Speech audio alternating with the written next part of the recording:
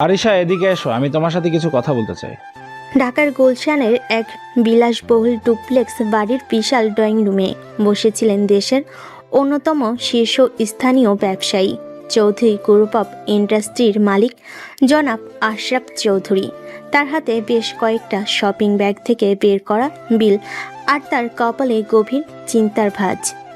কি হয়েছে ড্যাড? এমনভাবে চিৎকার করছো কেন, যেন বাড়িতে ডাকাত পড়েছে? আর আমার নাম আরিশা। আরিশা, এভাবে আরিশা বলে ডাকবেন প্লিজ, খুব খ্যাত শোনায়। আরিশা আশরাফ চৌধুরীর একমাত্র মেয়ে, বিদেশ ফেরত সুন্দরী তরুণী, হাতে আইফোন লেটেস্ট মডেলটা নাড়াচাড়া করতে করতে তার বাবার সামনে এসে দাঁড়ালো। তার পরনে দামি ব্র্যান্ডের পোশাক, মুখে বিরক্তির ছাপ। খ্যাত শোনা? আমার দেওয়া নামটাই এখন তোমার কাছে খ্যাত মনে হয়, কিন্তু আমার ক্রেডিট কার্ড ব্যবহার করে 10 লক্ষ টাকা শপিং করতে তো তোমার একটুও খ্যাত মনে হয়নি। তিনি বিলগুলো আরিশার দিকে ছুড়ে দিলেন। এই বিলগুলোর মানে কি? মাত্র একদিনে তুমি 10 লক্ষ টাকা শপিং করেছো। তুমি কি টাকাটাকে গাছের পাতা মনে করো, নাকি আমার টাকার উপর তোমার কোনো মায়া দয়া নেই? ও এই ব্যাপার। ড্যাড, তুমি কি ভুলে গেছো আমি কার মেয়ে? আশরাফ চৌধুরীর একমাত্র মেয়ের লাইফস্টাইল তো এমনই হবে, নাকি তুমি চাও আমি সাধারণ মধ্যবিত্ত মেয়েদের মতো নিউ মার্কেট থেকে 100 টাকার কানের দুল কিনি আর বাসে করে ঘুরে বেড়াই? আমি তা চাই না। আমি শুধু চাই তুমি টাকার মূল্যটা বোঝো। তুমি দায়িত্বশীল হও। সারাদিন শুধু শপিং, পার্টি আর বন্ধুদের সাথে ঘুরে এলে এই জীবন চলে না মা। প্লিজ ড্যাড, আবার তোমার ওই বোরিং লেকচার শুরু করো না। আমার এখন এসব শোনার একদম মুড নেই। আমার বন্ধুরা অপেক্ষা করছে, আমাকে যেতে হবে। কোথাও যাবে না তুমি। আজ তোমার সব ক্রেডিট কার্ড আমি ব্লক করে দেব। আজ থেকে তোমার মাস শেষে একটা নির্দিষ্ট পকেট মানি ছাড়া আর কিছুই পাবে না তুমি। হোয়াট? তুমি এমনটা করতে পারো না ড্যাড, এটা আমার অধিকার। অধিকার? কোন অধিকারের কথা বলছো তুমি? আমি তোমাকে জন্ম দিয়েছি, তোমাকে লালন পালন করেছি, তোমার সব চাহিদা পূরণ করেছি। বিনিময়ে আমি কি পেয়েছি? তোমার এই অহংকার, তোমার এই জেদ, তোমার এই লাগাম ছাড়া জীবনযাত্রা। তাদের ঝগড়া ক্রমশ বাড়ছিল। আশরাফ চৌধুরীর গলা কাঁপছিল, তার মুখ লাল হয়ে উঠেছিল। আমি আর পারছি না আরিশা, তোমার এই চিন্তা আমার বুকের ভেতরটা। কথাটা শেষ করতে পারলেন না তিনি। হঠাৎ করেই তিনি বুকের বাঁদিকে হাত চেপে ধরে সোফা থেকে পড়ে যাওয়ার ভান করলেন। তার চোখ দুটো বন্ধ, মুখ দিয়ে গঙ্গানির শব্দ বের হচ্ছে। ড্যাড, ড্যাড কি হয়েছে তোমার? চোখ খোলো ড্যাড, প্লিজ আমার সাথে কথা বলো। আরশার পায়ের নিচে মাটি যেন সরে গেল। সে জীবনে প্রথমবার ভয় পেল, প্রচন্ড ভয়। সে চিৎকার করে বাড়ির কাজে লোকেদের ডাকলো। জামাল চাচা, ড্রাইভার, তাড়াতাড়ি আসুন, বাবাকে হসপিটালে নিয়ে যেতে হবে। শহরের সবচেয়ে দামি হাসপাতালের প্রাইভেট কেবিনে বাইরে করিডোরে পায়চারি করছে আরিশা। তার দামি পোশাক এলোমেলো, চোখের নিচে কালি জমেছে। গত কয়েক ঘন্টা তার উপর দিয়ে যেন একটা ঝড় বয়ে গেছে। ঠিক তখনই কেবিনে দরজা খুলে বেরিয়ে এলেন ডাক্তার। তার পেছনে বেরিয়ে এলো আহনাফ। আহনাফ আশরাফ চৌধুরীর পার্সোনাল অ্যাসিস্ট্যান্ট, একজন স্মার্ট, বুদ্ধিমান এবং অসম্ভব রকমের বিশ্বস্ত কর্মচারী। গত 5 বছর ধরে সে ছায়ার মতো আশরাফ চৌধুরীর পাশে আছে। ডাক্তার, আমার বাবা কেমন আছেন? ওনার কি হয়েছে প্লিজ বলুন, উনি ঠিক আছেন? দেখুন মিস আরিশা, আপনার বাবার একটা ম্যাসিভ হার্ট অ্যাটাক হয়েছে। আমরা আমাদের সাধ্যমতো চেষ্টা করছি, কিন্তু আগামী 24 ঘন্টায় কিছু বলা যাচ্ছে না। ওনার অবস্থা খুবই ক্রিটিক্যাল, আপনারা দোয়া করুন। ডাক্তার চলে যাওয়ার পর আরিশা প্রায় ভেঙে পড়ল। আহনাফ তাকে ধরে ফেলল। ম্যাডাম প্লিজ নিজেকে সামলান। স্যার ঠিক হয়ে যাবেন। আপনাকে এখন শক্ত থাকতে হবে। সব আমার জন্য হয়েছে, আমি বাবার এই অবস্থার জন্য দায়ী।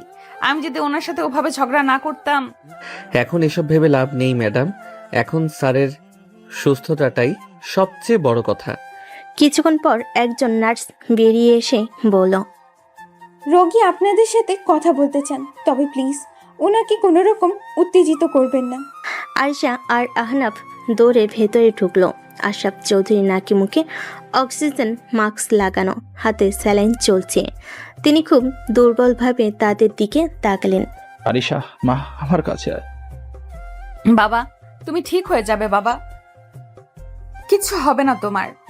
আমার সময় হয়তো শেষ হয়ে এসেছে মা। আমি যাওয়ার আগে তোকে একটা নিরাপদ হাতে তুলে দিয়ে যেতে চাই। কি সব বলছো বাবা? তোমার কোথাও যাওয়া হবে না, তুমি আমার সাথেই থাকবে। আহনাফ, বাবা এদিকে এসো। আমার একটা শেষ ইচ্ছা আছে, তুমি কি রাখবে? স্যার আপনি প্লিজ এমন কথা বলবেন না। আপনার যা আদেশ আমি তাই করব। আপনি শুধু সুস্থ হয়ে যান। আমি আমার মেয়েকে তোমার হাতে তুলে দিয়ে যেতে চাই বাবা। তিনি আরিশার হাতটা আহনাফের হাতের উপর রেখে দিলেন। আমি জানি একমাত্র তুমিই পারবে ওকে সামলাতে, একমাত্র তুমিই পারবে ওকে জীবনের বাস্তবতা শেখাতে। প্লিজ বাবা, আমার এই শেষ ইচ্ছাটা তুমি ফেলো না। আমার মেয়েটাকে তুমি বিয়ে করো। এই অপ্রত্যাশিত প্রস্তাবে আরিশা এবং আহনাফ দুজনেই বজ্রহতের মতো স্তব্ধ হয়ে গেল। বাবা, এটা তুমি কি বলছো? আমি আহনাফকে বিয়ে করব? তোমার পার্সোনাল অ্যাসিস্ট্যান্টকে? এটা অসম্ভব। স্যার আপনি প্লিজ শান্ত হন, আপনার শরীরে কিন্তু চাপ পড়ছে। আমার হাতে আর সময় নেই। যদি যদি তোরা আমার এই শেষ ইচ্ছাটা পূরণ না করিস, আমি হয়তো শান্তিতে মরতেও পারবো না। তার কথা বলার সাথে সাথেই মনিটরে বিপ বিপ শব্দটা দ্রুত হতে শুরু করলো। বাবা, বাবা। Doctor, nurse.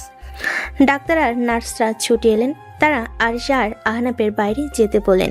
বাইরে বেরিয়ে আরিশা কান্নায় ভেঙে পড়ল। সে কি করবে কিছুই বুঝতে পারছিল না। একদিকে তার বাবার জীবন, আরেকদিকে তার নিজের জীবন। সে আহনাফকে তার বাবার চাকর ছাড়া আর কিছুই মনে করে না। তাকে বিয়ে করার কথা সে স্বপ্নেও ভাবতে পারে না। ম্যাডাম আমি জানি আপনি কি ভাবছেন, আপনি চিন্তা করবেন না। আমি স্যারের সাথে কথা বলবো। উনি সুস্থ হলেই আমি ওনাকে বোঝাবো যে এটা। আর যদি বাবা সুস্থ না হন? তার কণ্ঠস্বর ছিল তীব্র, ধারালো। সে আহনাফের দিকে এমনভাবে তাকালো যেন তার সব রাগের কারণ এই আহনাফি। শোনো, আমি তোমাকে বিয়ে করতে রাজি, কিন্তু আমার কয়েকটা শর্ত আছে। শর্ত? হ্যাঁ, শর্ত। প্রথমত, এই বিয়েটা হবে একটা নাটক, শুধু আমার বাবার জন্য। দ্বিতীয়ত, এই বিয়েটা হবে মাত্র 1 বছরের জন্য, একটা চুক্তি। ঠিক 1 বছর পর কোনো প্রশ্ন না করে, কোনো দাবি দেওয়া না করে তুমি আমাকে ডিভোর্স দিবে এবং আমার জীবন থেকে চিরদিনের মতো চলে যাবে। আহনাফ চুপ করে রইল।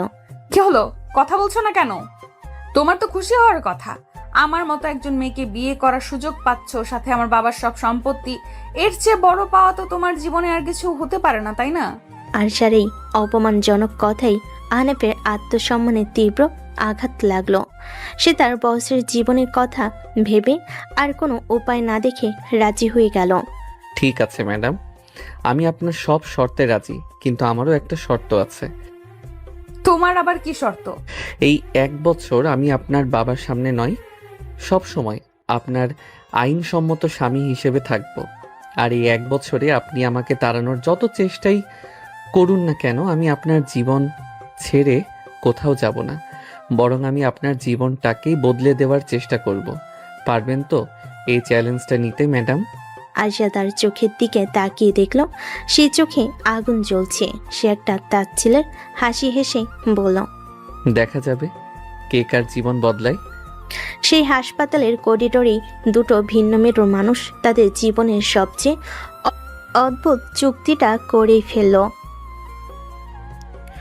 একজন তার বাবার জীবন বাঁচানোর জন্য, আরেকজন তার বসের প্রতি বিশ্বস্ততার জন্য। কিন্তু তারা কেউই জানতো না এই চুক্তি তাদের জীবনকে এমনভাবে জড়িয়ে ফেলবে যা তারা কোনোদিনও কল্পনা করতে পারেনি। 2 দিন পর আশরাফ চৌধুরী কিছুটা সুস্থ হয়েছে। বিয়ের সমস্ত আনুষ্ঠানিকতা এবং লোক দেখানো হাসি খুশি ভাব বজায় রাখার পর রাত প্রায় 1টার সময় আরিশা তার নিজের ঘরে ঢুকলো। যদিও এখন আর ঘরটা শুধু তার একা নয়, ঘরটা ফুল দিয়ে সুন্দর করে সাজানো, যা তার বিরক্তিকে আরও বাড়িয়ে দিচ্ছে। সে কোনো দিকে না তাকিয়ে সোজা তার ওয়াকিন ক্লোজেটের দিকে হেঁটে গেল এবং ভেতর থেকে একটা ফাইল হাতে নিয়ে বেরিয়ে এলো। ঠিক তখনই আহনাফ ঘরে ঢুকলো। তার পরনে শেরওয়ানি, মুখে এক ধরনের শান্ত পরিশ্রান্ত অভিব্যক্তি। সে দরজাটা বন্ধ করে আরিশার দিকে তাকালো। অবশেষে নাটকের প্রথম অঙ্কটা শেষ হলো। সত্যি বলতে ম্যাডাম, আপনার অভিনয়ের দক্ষতা কিন্তু অসাধারণ। আপনার বাবা তো একবারের জন্যেও বুঝতে পারেননি যে আপনি কতটা খুশি হয়েছেন এই বিয়েতে। চুপ করো, একদম চুপ। আমার অভিনয় নিয়ে তোমাকে সার্টিফিকেট দিতে হবে না, আর আমাকে ম্যাডাম বলে ডাকারও কোনো প্রয়োজন নেই। আমার নাম আরিশা। ও তাই নাকি? আমি তো ভেবেছিলাম বিয়ের পরও আপনি আমার বসই থাকবেন। যাক, নাম ধরে ডাকার পারমিশন দেওয়ার জন্য ধন্যবাদ আরিশা। তবে আমি কিন্তু আপনাকে এখনো ম্যাডামই ডাকবো, কারণ এই মুহূর্তে আপনি আমার জীবনের সবচেয়ে জটিল অ্যাসাইনমেন্ট, যা আমাকে 1 বছরের মধ্যে সমাধান করতে হবে। তার এই মজার মন্তব্য শুনে আরিশার মেজাজ আরও খারাপ হয়ে গেল। সে তার হাতে থাকা ফাইলটা বিছানার উপর ছুঁড়ে দিয়ে বলল, তোমার ফালতু কথা শোনার জন্য আমার কাছে সময় নেই। আগে এই কাগজগুলোতে সই করো। আহনাফ এগিয়ে গিয়ে ফাইলটা খুলল। ভেতরে নন জুডিশিয়াল স্ট্যাম্প পেপারের উপর ইংরেজিতে টাইপ করা একটা চুক্তিপত্র। সে ভুরু কুঁচকে পড়তে শুরু করলো। Agreement of marriage for a limited period. Repeat. Terms and condition. This marriage is solely a contractual obligation to fulfill the wish of Mr. Ashraf Chaudhuri and holds no emotional and personal value. Mr. Ahnaf will maintain a respectable physical distance from Mrs. Arisha at all times. The bedroom will be shared, but he will be restricted to the couch. Neither party shall interfere in the personal, social, or professional life of the others. Mr. Ashraf will not claim any right to the properties or assets of Mrs. Arisha or Mr. Ashraf Chaudhuri. After the successful completion of 335 days from the date of signing, both parties will mutually agree to a divorce without any claims, questions, and alimony. চুক্তিপত্রটা পড়া শেষ করে আহনাফ মুখ তুলে হাসল, এমন এক হাসি যা আরিশার অহংকারে গিয়ে বিতল। হাসছো কেন? আমার কথাগুলো কি তোমার কাছে জোক মনে হচ্ছে? জোক না, তবে বেশ ইন্টারেস্টিং মনে হচ্ছে। বিশেষ করে এই 2 নম্বর পয়েন্টটা, he will be restricted to the coach. বাহ, আমার মতো একজন সাধারণ কর্মচারীর জন্য আপনি সোফার ব্যবস্থা করছেন, এটাই তো অনেক ম্যাডাম।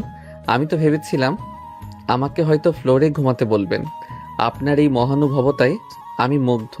আমার সাথে ব্যঙ্গ করবে না আহনাফ। যা লেখা আছে তা যদি তোমার মঞ্জুর হয় তাহলে সই করো, না হলে এক্ষুনি আমার ঘর থেকে বেরিয়ে যাও। বাবাকে আমি যা বোঝার বুঝিয়ে নেব। আরে আরে, চড়ছেন কেন? আহনাফ তার শেরওয়ানির পকেট থেকে একটা কলম বের করলো। আপনার মতো একজন সুন্দরী মহিলার সাথে এক ছাদের নিচে থাকার সুযোগ পাচ্ছি, তাও আবার এমন ভিআইপি সোফায় ঘুমানোর ব্যবস্থা। এমন অফার কি কেউ ছাড়ে? আমি তো রাজি। সে কোনো দ্বিধা না করে হাসি মুখে চুক্তিপত্রের নিচে নির্দিষ্ট স্থানে সই করে দিল। এই নিন, আপনার দরখাস্ত লিখে দিলাম। আরিশা কাগজটা হাতে নিয়ে দেখলো আহনাফ সত্যি সই করেছে। সে কিছুটা অবাক হলো। সে ভেবেছিল আহনাফ হয়তো আপত্তি করবে, দর কষাকষি করার চেষ্টা করবে। গুড, আশা করি তুমি তোমার কথা রাখবে। অবশ্যই রাখবো। আহনাফ চৌধুরী, থুক্কু চৌধুরী তো আপনার বাবা, মানে আহনাফ রহমান চৌধুরী কথা দিলে সেই কথা রাখে। তবে এই চুক্তিপত্রটা আমার কাছে কিছুটা অসম্পূর্ণ মনে হচ্ছে ম্যাডাম। মানে কিসের অসম্পূর্ণ? মানে হলো, এখানে তো শুধু আমার করণীয়গুলোই লেখা আছে, আপনার তো কিছুই লেখা নেই। আমার কিছু করার নেই। আমি আরিশা চৌধুরী, আমি কোনো নিয়ম মানি না, আমি নিয়ম তৈরি করি। সে তো আপনি আপনার বাবার রাজ্যে করেন ম্যাডাম। আহনাফ তার দিকে এক পা এগিয়ে এসে বলল, কিন্তু এই ঘরটা, এই সম্পর্কটা এখন থেকে আমারও রাজ্য, আর আমার রাজ্যে আমারও কিছু নিয়ম থাকবে। তার এই অপ্রত্যাশিত কৃতিত্বের সুরে আরিশা কিছুটা থমকে গেল। আমি আপনার মতো এতগুলো শর্ত দেব না, আমার শর্ত থাকবে মাত্র একটা। সে আরিশার হাত থেকে কলমটা নিয়ে চুক্তিপত্রের নিচে খালি জায়গায় বড় বড় করে লিখল, Clause by Mr. Ahnaf. During this 1-year period, Mrs. Arisha will be obligated to listen to and follow every reasonable instruction given by her lawfully wedded husband, Mr. Ahnaf. লিখে সে আরিশার দিকে তাকিয়ে বলল, পড়ে দেখুন, আশা করি আপনার বুঝতে কোনো অসুবিধা হবে না। আরিশা লেখাটা পড়ে রাগে বিস্ময়ে ফেটে পড়ল। হোয়াট? এর মানে কি? আমি তোমার সব কথা শুনতে বাধ্য থাকবো? তুমি কি নিজেকে আমার মালিক ভাবা শুরু করেছো? মালিক নয় ম্যাডাম, স্বামী, আইন এবং ধর্ম দুটোই আমাকে এই অধিকার দিয়েছে। আপনি আমাকে আপনার ব্যক্তিগত জীবনে হস্তক্ষেপ করতে বারণ করেছেন, আমিও করব না। কিন্তু এই 1 বছর আপনি আমার স্ত্রী, আর একজন স্ত্রী হিসেবে, একজন মানুষ হিসেবে আপনাকে কিছু দায়িত্ব পালন করতে হবে।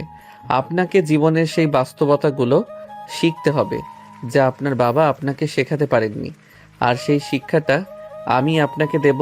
আমি এই শর্ত মানি না, এটা একটা অযৌক্তিক শর্ত। তাহলে আমিও আপনার কোনো শর্ত মানি না। আপনি যদি আমার স্ত্রী হিসেবে আমার কথা শোনার সামান্য সম্মানটুকু না রাখতে পারেন, তাহলে আমিও আপনার স্বামী হিসেবে সোফায় ঘুমানোর কোনো কারণ দেখি না। এখন সিদ্ধান্ত আপনার ম্যাডাম, হয় আপনি আমার এই একটা শর্ত মেনে নেবেন আর আমি আপনার 5টা শর্ত অক্ষরে অক্ষরে পালন করব, অথবা আপনি কিছুই মানবেন না, আমিও কিছুই মানব না। সেক্ষেত্রে এই বাসর রাতটা হয়তো আপনার জন্য খুব একটা সুখকর হবে না। আহনাফের এই সরাসরি বুদ্ধিদীপ্ত এবং প্রচ্ছন্ন হুমকির সামনে আরিশা বাকরুদ্ধ হয়ে গেল। সে বুঝতে পারছিল যে ছেলেটাকে সে তার বাবার নিরীহ অনুগত চাকর ভেবেছিল, সে আসলে ততটাও নিরীহ নয়। তার ভেতরও একটা জেদি, বুদ্ধিমান এবং কৃতিত্ব পরায়ণ সত্তা লুকিয়ে আছে। সে আগে গজরাতে গজরাতে কলমটা প্রায় ছিনিয়ে নিল, তারপর আহনাফের লেখা সত্যটার নিচে কাপা কাপা হাতে সই করে দিল। গুড গার্ল, তাহলে আমাদের চুক্তিটা আজ থেকে আনুষ্ঠানিকভাবে শুরু হলো। আপনার জন্য শুভকামনা রইল ম্যাডাম, কারণ আগামী 365 দিন আপনার জন্য খুব একটা সহজ হবে না। এই বলে সে তার শেরওয়ানিটা খুলতে খুলতে ওয়াশরুমের দিকে এগিয়ে গেল।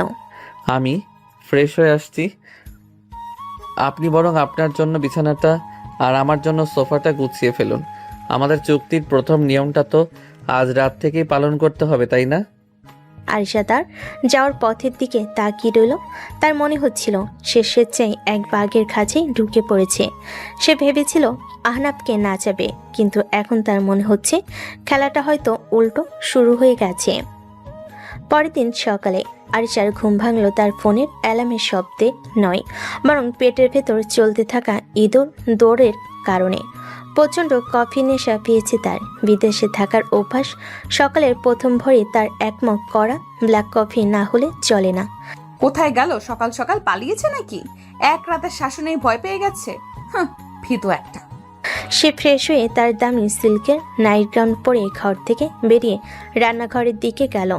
তাদের বাড়ির প্রধান রাঁধুনি রহিমা খালা সাধারণত এই সময়েই তার জন্য কফি বানিয়ে রাখেন, কিন্তু রান্নাঘরে ঢুকে সে অবাক হয়ে গেল। রহিমা খালা, রহিমা খালা কোথায় তুমি? আমার কফিটা দিয়ে যাও। সে কয়েকবার ডাকার পর যখন কোনো সাড়া পেল না, তখন সে বিরক্ত হয়ে বাড়ির ম্যানেজারের নম্বরে ফোন দিল। জামাল চাচা, বাড়ির সব কাজের লোক কোথায়? কেউ তো নেই, আর আমার কফি কে বানিয়ে দেবে? ম্যাডাম, আসলে বড় স্যার ফোন করেছিল, বলছেন বাড়ির সবাই কলেজের লোককে আজ থেকে 1 সপ্তাহের জন্য ছুটি দিয়ে দিতে। হোয়াট? ছুটি কেন? বাবার কি মাথা খারাপ হয়ে গেছে? তাহলে বাড়ির কাজ কে করবে, আর আমার দেখাশোনা কে করবে? ম্যাডাম, আহনাফ স্যার তো আছেন, বড় স্যার বলেছেন উনি নাকি আপনার সব দেখাশোনা করবেন। ফোনটা কেটে দিল আরিশা। রাগে তার শরীর জ্বলে যাচ্ছে।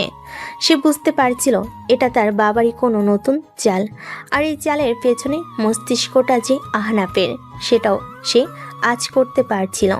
আহনাফ, আহনাফ কোথায় তুমি? সে চিৎকার করতে করতে পুরো বাড়ি খুঁজছিল। ঠিক তখনই দেখলো আহনাফ জগিংয়ের পোশাক পরে কানে হেডফোন লাগিয়ে ব্যায়াম করতে করতে বাড়ির বাগানের দিক থেকে আসছে। গুড মর্নিং ম্যাডাম, এত সকালে আমার নাম ধরে এমনভাবে ডাকাডাকি করছেন যে মনে হচ্ছে বাড়িতে আগুন লেগেছে। কোনো সমস্যা? সমস্যা? তুমি জিজ্ঞেস করছো কোনো সমস্যা কিনা? আরিশা তার সামনে এসে দাঁড়ালো। বাড়ির সব কাজের লোককে ছুটি দিয়েছে কেন? এটা নিশ্চয়ই তোমার বুদ্ধি, তাই না? বাবাকে তুমিই উস্কেছো। আমি? ছি ছি ম্যাডাম, আমি কেন আপনার বাবার মতো একজন সম্মানীয় মানুষকে উস্কানি দিতে যাব? উনি হয়তো চেয়েছেন আপনি আপনার নতুন সংসারটা নিজের হাতে গুছিয়ে নিন, একজন আদর্শ স্ত্রীর মতো। এতে তো আমার কোনো দোষ নেই। আদর্শ স্ত্রী মাই ফুট। আমি এসব নাটক করতে পারবো না। আমি এখন কফি খাবো। যাও আমার জন্য কফি বানিয়ে আনো। সরি ম্যাডাম, এটা তো আমাদের চুক্তির বাইরে। চুক্তিতে লেখা আছে আমি আপনার ব্যক্তিগত জীবনে হস্তক্ষেপ করব না, আর কফি বানানোটা তো আপনার খুবই ব্যক্তিগত একটা ব্যাপার। তাছাড়া আমার শর্ত অনুযায়ী আপনাকে আমার কথা শুনতে হবে। আর আমার প্রথম নির্দেশ হলো, আজ থেকে আপনি আপনার নিজের কাজগুলো নিজেই করার চেষ্টা করবেন। চলুন, শুরুটা কফি দিয়েই করা যাক। আমি পারবো না। চেষ্টা তো করুন। আপনার মতো ব্রিলিয়েন্ট মেয়ের কাছে 1 কাপ কফি বানানো তো কোনো ব্যাপারই না, নাকি আমি ভুল বললাম? আসার আগে গজরাতে গজরাতে রান্নাঘরে ঢুকলো। সে ইউটিউবে how to make black coffee লিখে সার্চ দিয়ে আনাড়ির মতো কাজ শুরু করলো।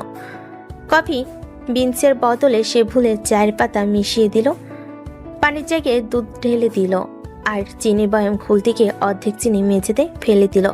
আহনাফ দরজায় হেলান দিয়ে দাঁড়িয়ে হাতে একটা আপেল খেতে খেতে পুরো দৃশ্যটা উপভোগ করছিল আর মিটিমিটি হাসছিল।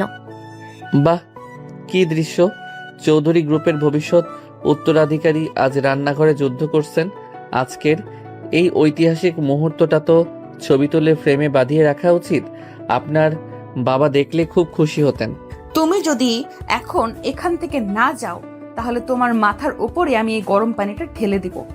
অবশেষে অনেক যুদ্ধ করার পর সে মেশিনে সবকিছু সেট করে বাটনটা অন করলো, কিন্তু মেশিনের ভেতর থেকে অদ্ভুত ঘরঘরে একটা শব্দ, কফির বদলে একটা কালো পোড়া গন্ধযুক্ত তরল পদার্থ বেরিয়ে আসতে লাগলো।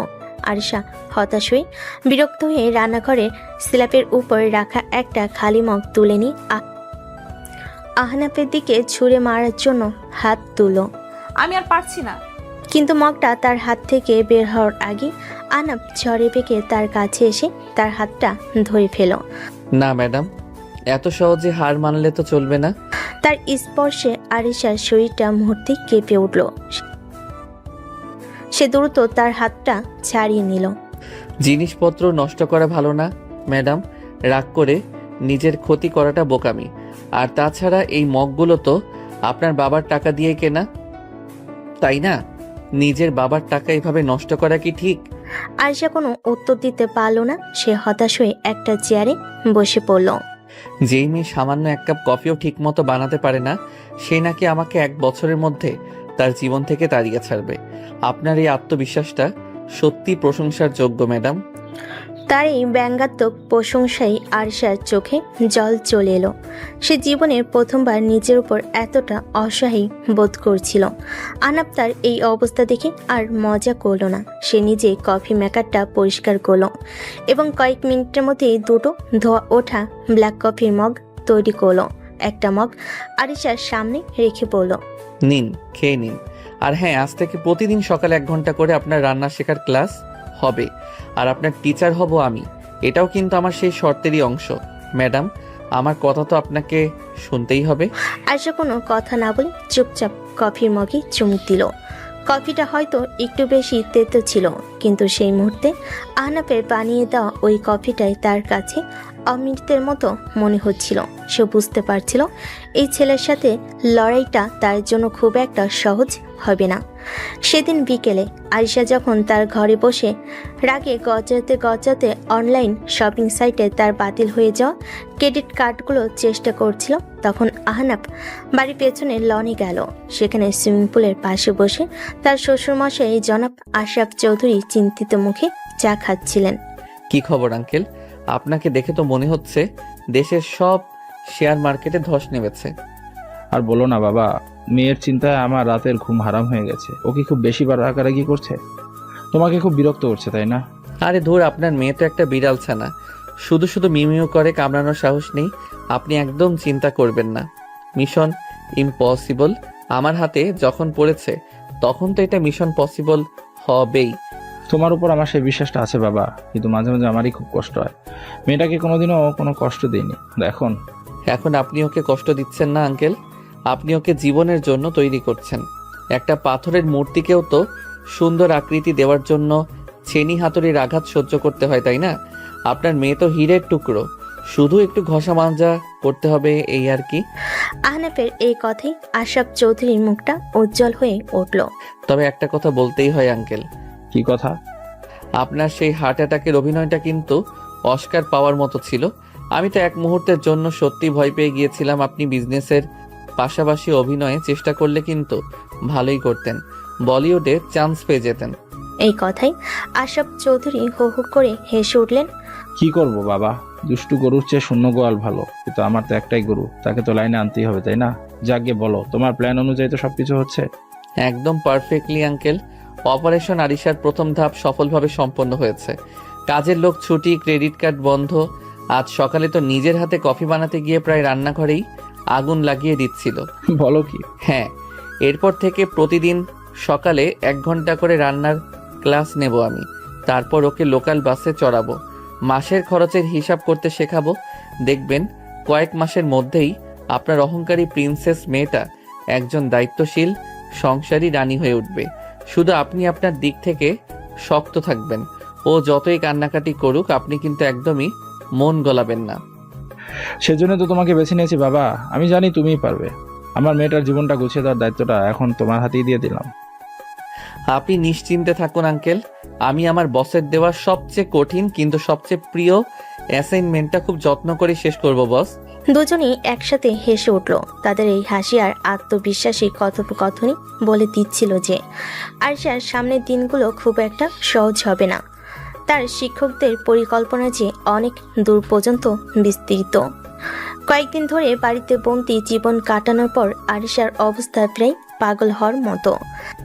তার ক্রেডিট কার্ড ব্লক, গাড়ি নেই, ইন্টারনেট সংযোগও ইচ্ছাকৃতভাবে স্লো করে দেওয়া হয়েছে। আহনাফের শাসন আর রান্না শেখানোর ক্লাসে সে অতিষ্ঠ। অবশেষে সে আহনাফকে সবার সামনে অপমান করার এবং তার আসল অর্থনৈতিক অবস্থা দেখিয়ে দেওয়ার জন্য একটা মোক্ষম সুযোগ পেল। শোনো, আমি আজ শপিংয়ে যাব। আহনাফ সোফায় বসে ল্যাপটপে কাজ করতে করতে বলল, বাহ, খুব ভালো কথা, কিন্তু যাবেন কিভাবে? আপনার তো গাড়ি নেই। নাকি হেঁটে হেঁটে নিউ মার্কেট যাওয়ার প্ল্যান করছেন? ফাজলামো করবে না, তুমি আমাকে নিয়ে যাবে। আমি আপনার সাথে শপিং নে? ম্যাডাম, এটা তো আমাদের চুক্তির বাইরে। তাছাড়া আপনার তো ক্রেডিট কার্ডও নেই। শপিং করবেন কিভাবে? নাকি উইন্ডো শপিং এর নতুন ট্রেন্ড চালু করতে যাচ্ছেন? আমার ক্যাশ টাকা আছে, আর তুমি আমাকে নিয়ে যেতে বাধ্য, কারণ তোমার শর্ত অনুযায়ী তুমি আমার আইনসম্মত স্বামী, আর একজন স্বামীর দায়িত্ব হলো তার স্ত্রীর সব শখ পূরণ করা। বাহ, প্রয়োজন হলে আপনি আইনও খুব ভালো বোঝেন দেখি। ঠিক আছে, চলুন। আপনার যখন এতই শখ হয়েছে, তখন আপনার গরিব স্বামীর সাথে শপিং করার অভিজ্ঞতাটাও একবার হয়ে যাক। আহনাফ জানতো এটা আরিশার পাতা কোনো নতুন ফাঁদ, কিন্তু সে এই খেলার জন্য প্রস্তুত ছিল। গুলশানের একটি বিলাসবহুল শপিং মল। অবশেষে তারা শপিং মলে চলে এলো। আহনাফ আর আরিশা যখন শপিং মলের সবচেয়ে দামি ডিজাইনার ব্র্যান্ডের শোরুমে লাক্সে ঢুকলো, তখন সেখানে আগে থেকেই উপস্থিত ছিল আরিশার হাই সোসাইটির 2 বান্ধবী, শায়লা এবং রিয়া। দেখে বোঝা যাচ্ছে সবকিছু পূর্ব পরিকল্পিত। শায়লা আরিশাকে জড়িয়ে ধরে নাটকীয়ভাবে বলল, ও মাই গড, আরিশা তুমি এখানে? আমি তো ভাবতেই পারিনি, বিয়ের পর তোকে আর দেখতেই পেলাম না। তোর বাবা তোকে একেবারে গৃহবন্দী করে রেখেছে শুনলাম। আহনাফের দিকে তাচ্ছিলের দৃষ্টিতে তাকিয়ে বলে, আর ইনিই বুঝি তোর সেই হাজবেন্ড? হাই, আমি রিয়া। হ্যালো, আমি আহনাফ, আরিশার হাজবেন্ড এবং ওর বাবার ভাষায় ওর সামলানেওয়ালা। আপনাদের সাথে পরিচিত হয়ে খুব ভালো লাগলো। আহনাফের এই সহজ উত্তরে মেয়েরা কিছুটা থমকে গেল। তার ভেবেছিল আহনাফ হয়তো অস্বস্তিতে পড়বে। তোরা এখানে কি করছিস? আর বলিস না, নতুন কালেকশন এসেছে তাই দেখতে এলাম। তুইও তো শপিং করতে এসেছিস তাই না? চল একসাথে দেখি।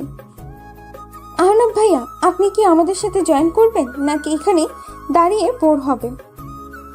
আরে, বোর হব কেন? আমার স্ত্রীর পছন্দ অপছন্দ সম্পর্কে তো আমারও জানা দরকার, তাই না? Please carry on. এরপর শুরু হলো আরিশার আসল খেলা। সে ইচ্ছে করে শোরুমের সবচেয়ে দামি এবং সবচেয়ে এক্সক্লুসিভ পোশাকগুলো একটা একটা করে ট্রাই করতে লাগলো এবং আহনাফকে দেখে মতামত জানতে চাইল। আহনাফ, দেখো তো এই ড্রেসটা কেমন লাগছে আমার। এটার দাম মাত্র 2.5 লাখ টাকা। ড্রেসটা সুন্দর, কিন্তু আমার মনে হয় এটার রংটা আপনার ব্যক্তিত্বের সাথে ঠিক যাচ্ছে না। আপনাকে লালের চেয়ে কালো রঙে বেশি মানায়, তাই না? শাইলা ফিসফিস করে রিয়াকে বলে, দেখেছিস, দাম শুনে ছেলেটার মুখটা কেমন ফ্যাকাশে হয়ে গেছে, এখন রং নিয়ে বাহানা করছে। ওকে ফাইন, তাহলে এটা দেখো। সে এবার একটা কালো রঙের গাউন পরে বেরিয়ে এলো। এটার দাম 3 লক্ষ টাকা। এটা পছন্দ হয়েছে? এটার ডিজাইনটা খুব ভালো, কিন্তু কাপড়টা আমার ঠিক পছন্দ হচ্ছে না। কেমন যেন সিনথেটিক লাগছে। আপনার স্কিনের জন্য হয়তো আরামদায়ক হবে না। হোয়াট? সিনথেটিক? ভাইয়া, এটা পিওর ইটালিয়ান সিল্ক। আপনি কাপড় চেনেন তো? চিনি তো বটেই। সে সেলসম্যানকে ডেকে বলল।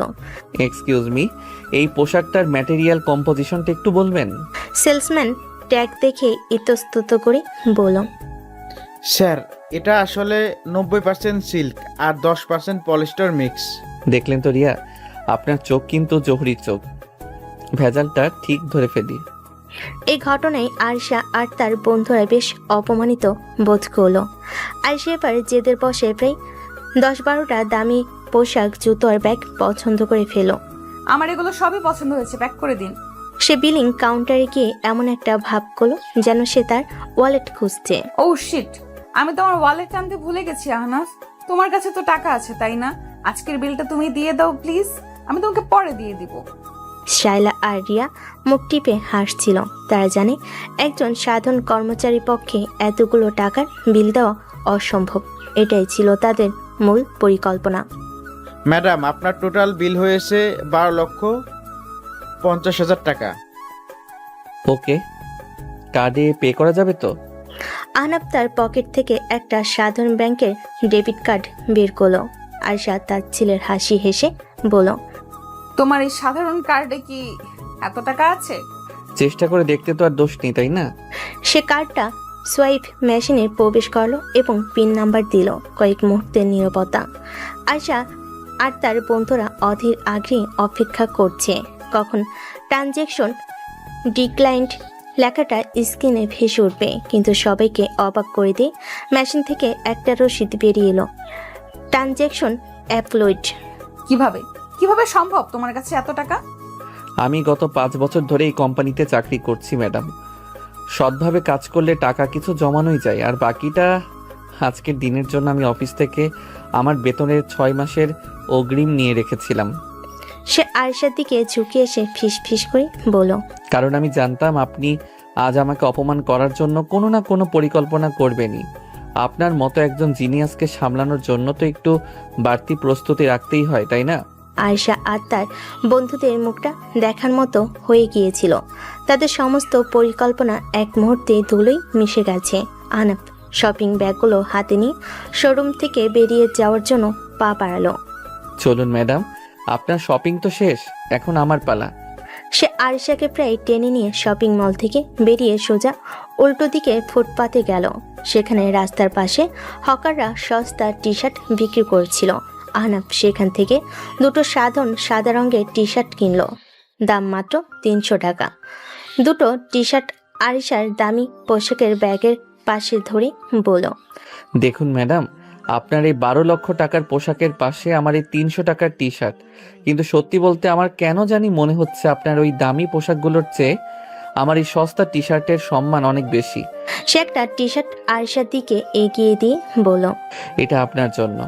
মাঝে মাঝে খুব সাধারণ পোশাক পরেও অসাধারণ মানুষ হওয়া যায়, চেষ্টা করে দেখবেন।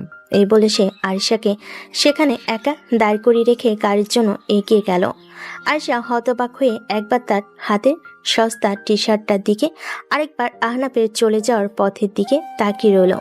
আর জীবনে প্রথমবার সে এমন একজন পুরুষের সামনে দাঁড়িয়ে আছে যাকে সে তার টাকা বা স্ট্যাটাস দিয়ে হারাতে পারেনি। আজ প্রথমবার তার মনে হলো আত্মসম্মানবোধ জিনিসটা হয়তো টাকার চেয়েও অনেক বেশি দামি।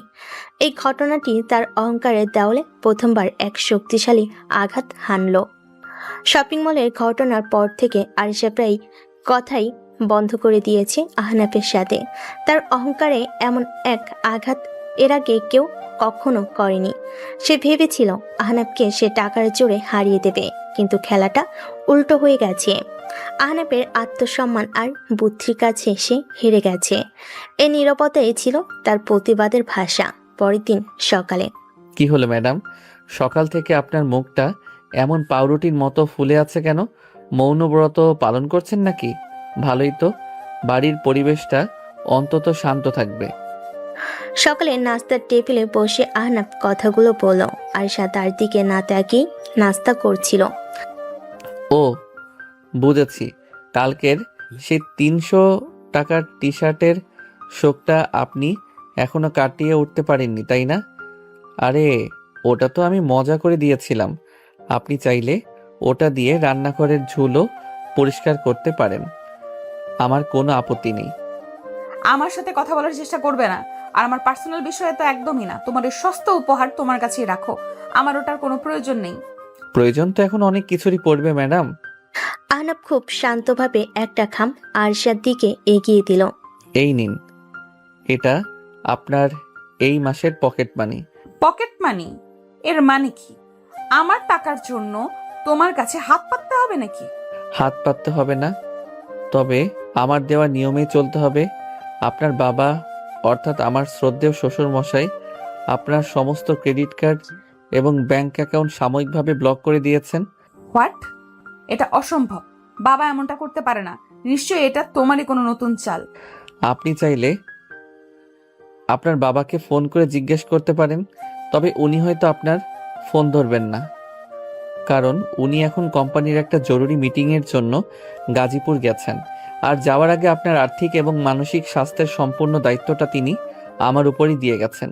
আরিশা দ্রুত তার বাবাকে ফোন করলো, কিন্তু ফোনটা বন্ধ পেল। সে বুঝতে পারলো সে পুরোপুরি আহনাফের পাতা ফাতে আটকে গেছে। খামটা খুলে এর মধ্যে কত টাকা আছে? বেশি না, মাত্র 15,000 টাকা। 15,000? তুমি কি আমার সাথে মজা করছো? আমার তো এক বেলার কফির বিলই এর চেয়ে বেশি আছে। এই টাকা দিয়ে আমি পুরো মাস চলবো কিভাবে?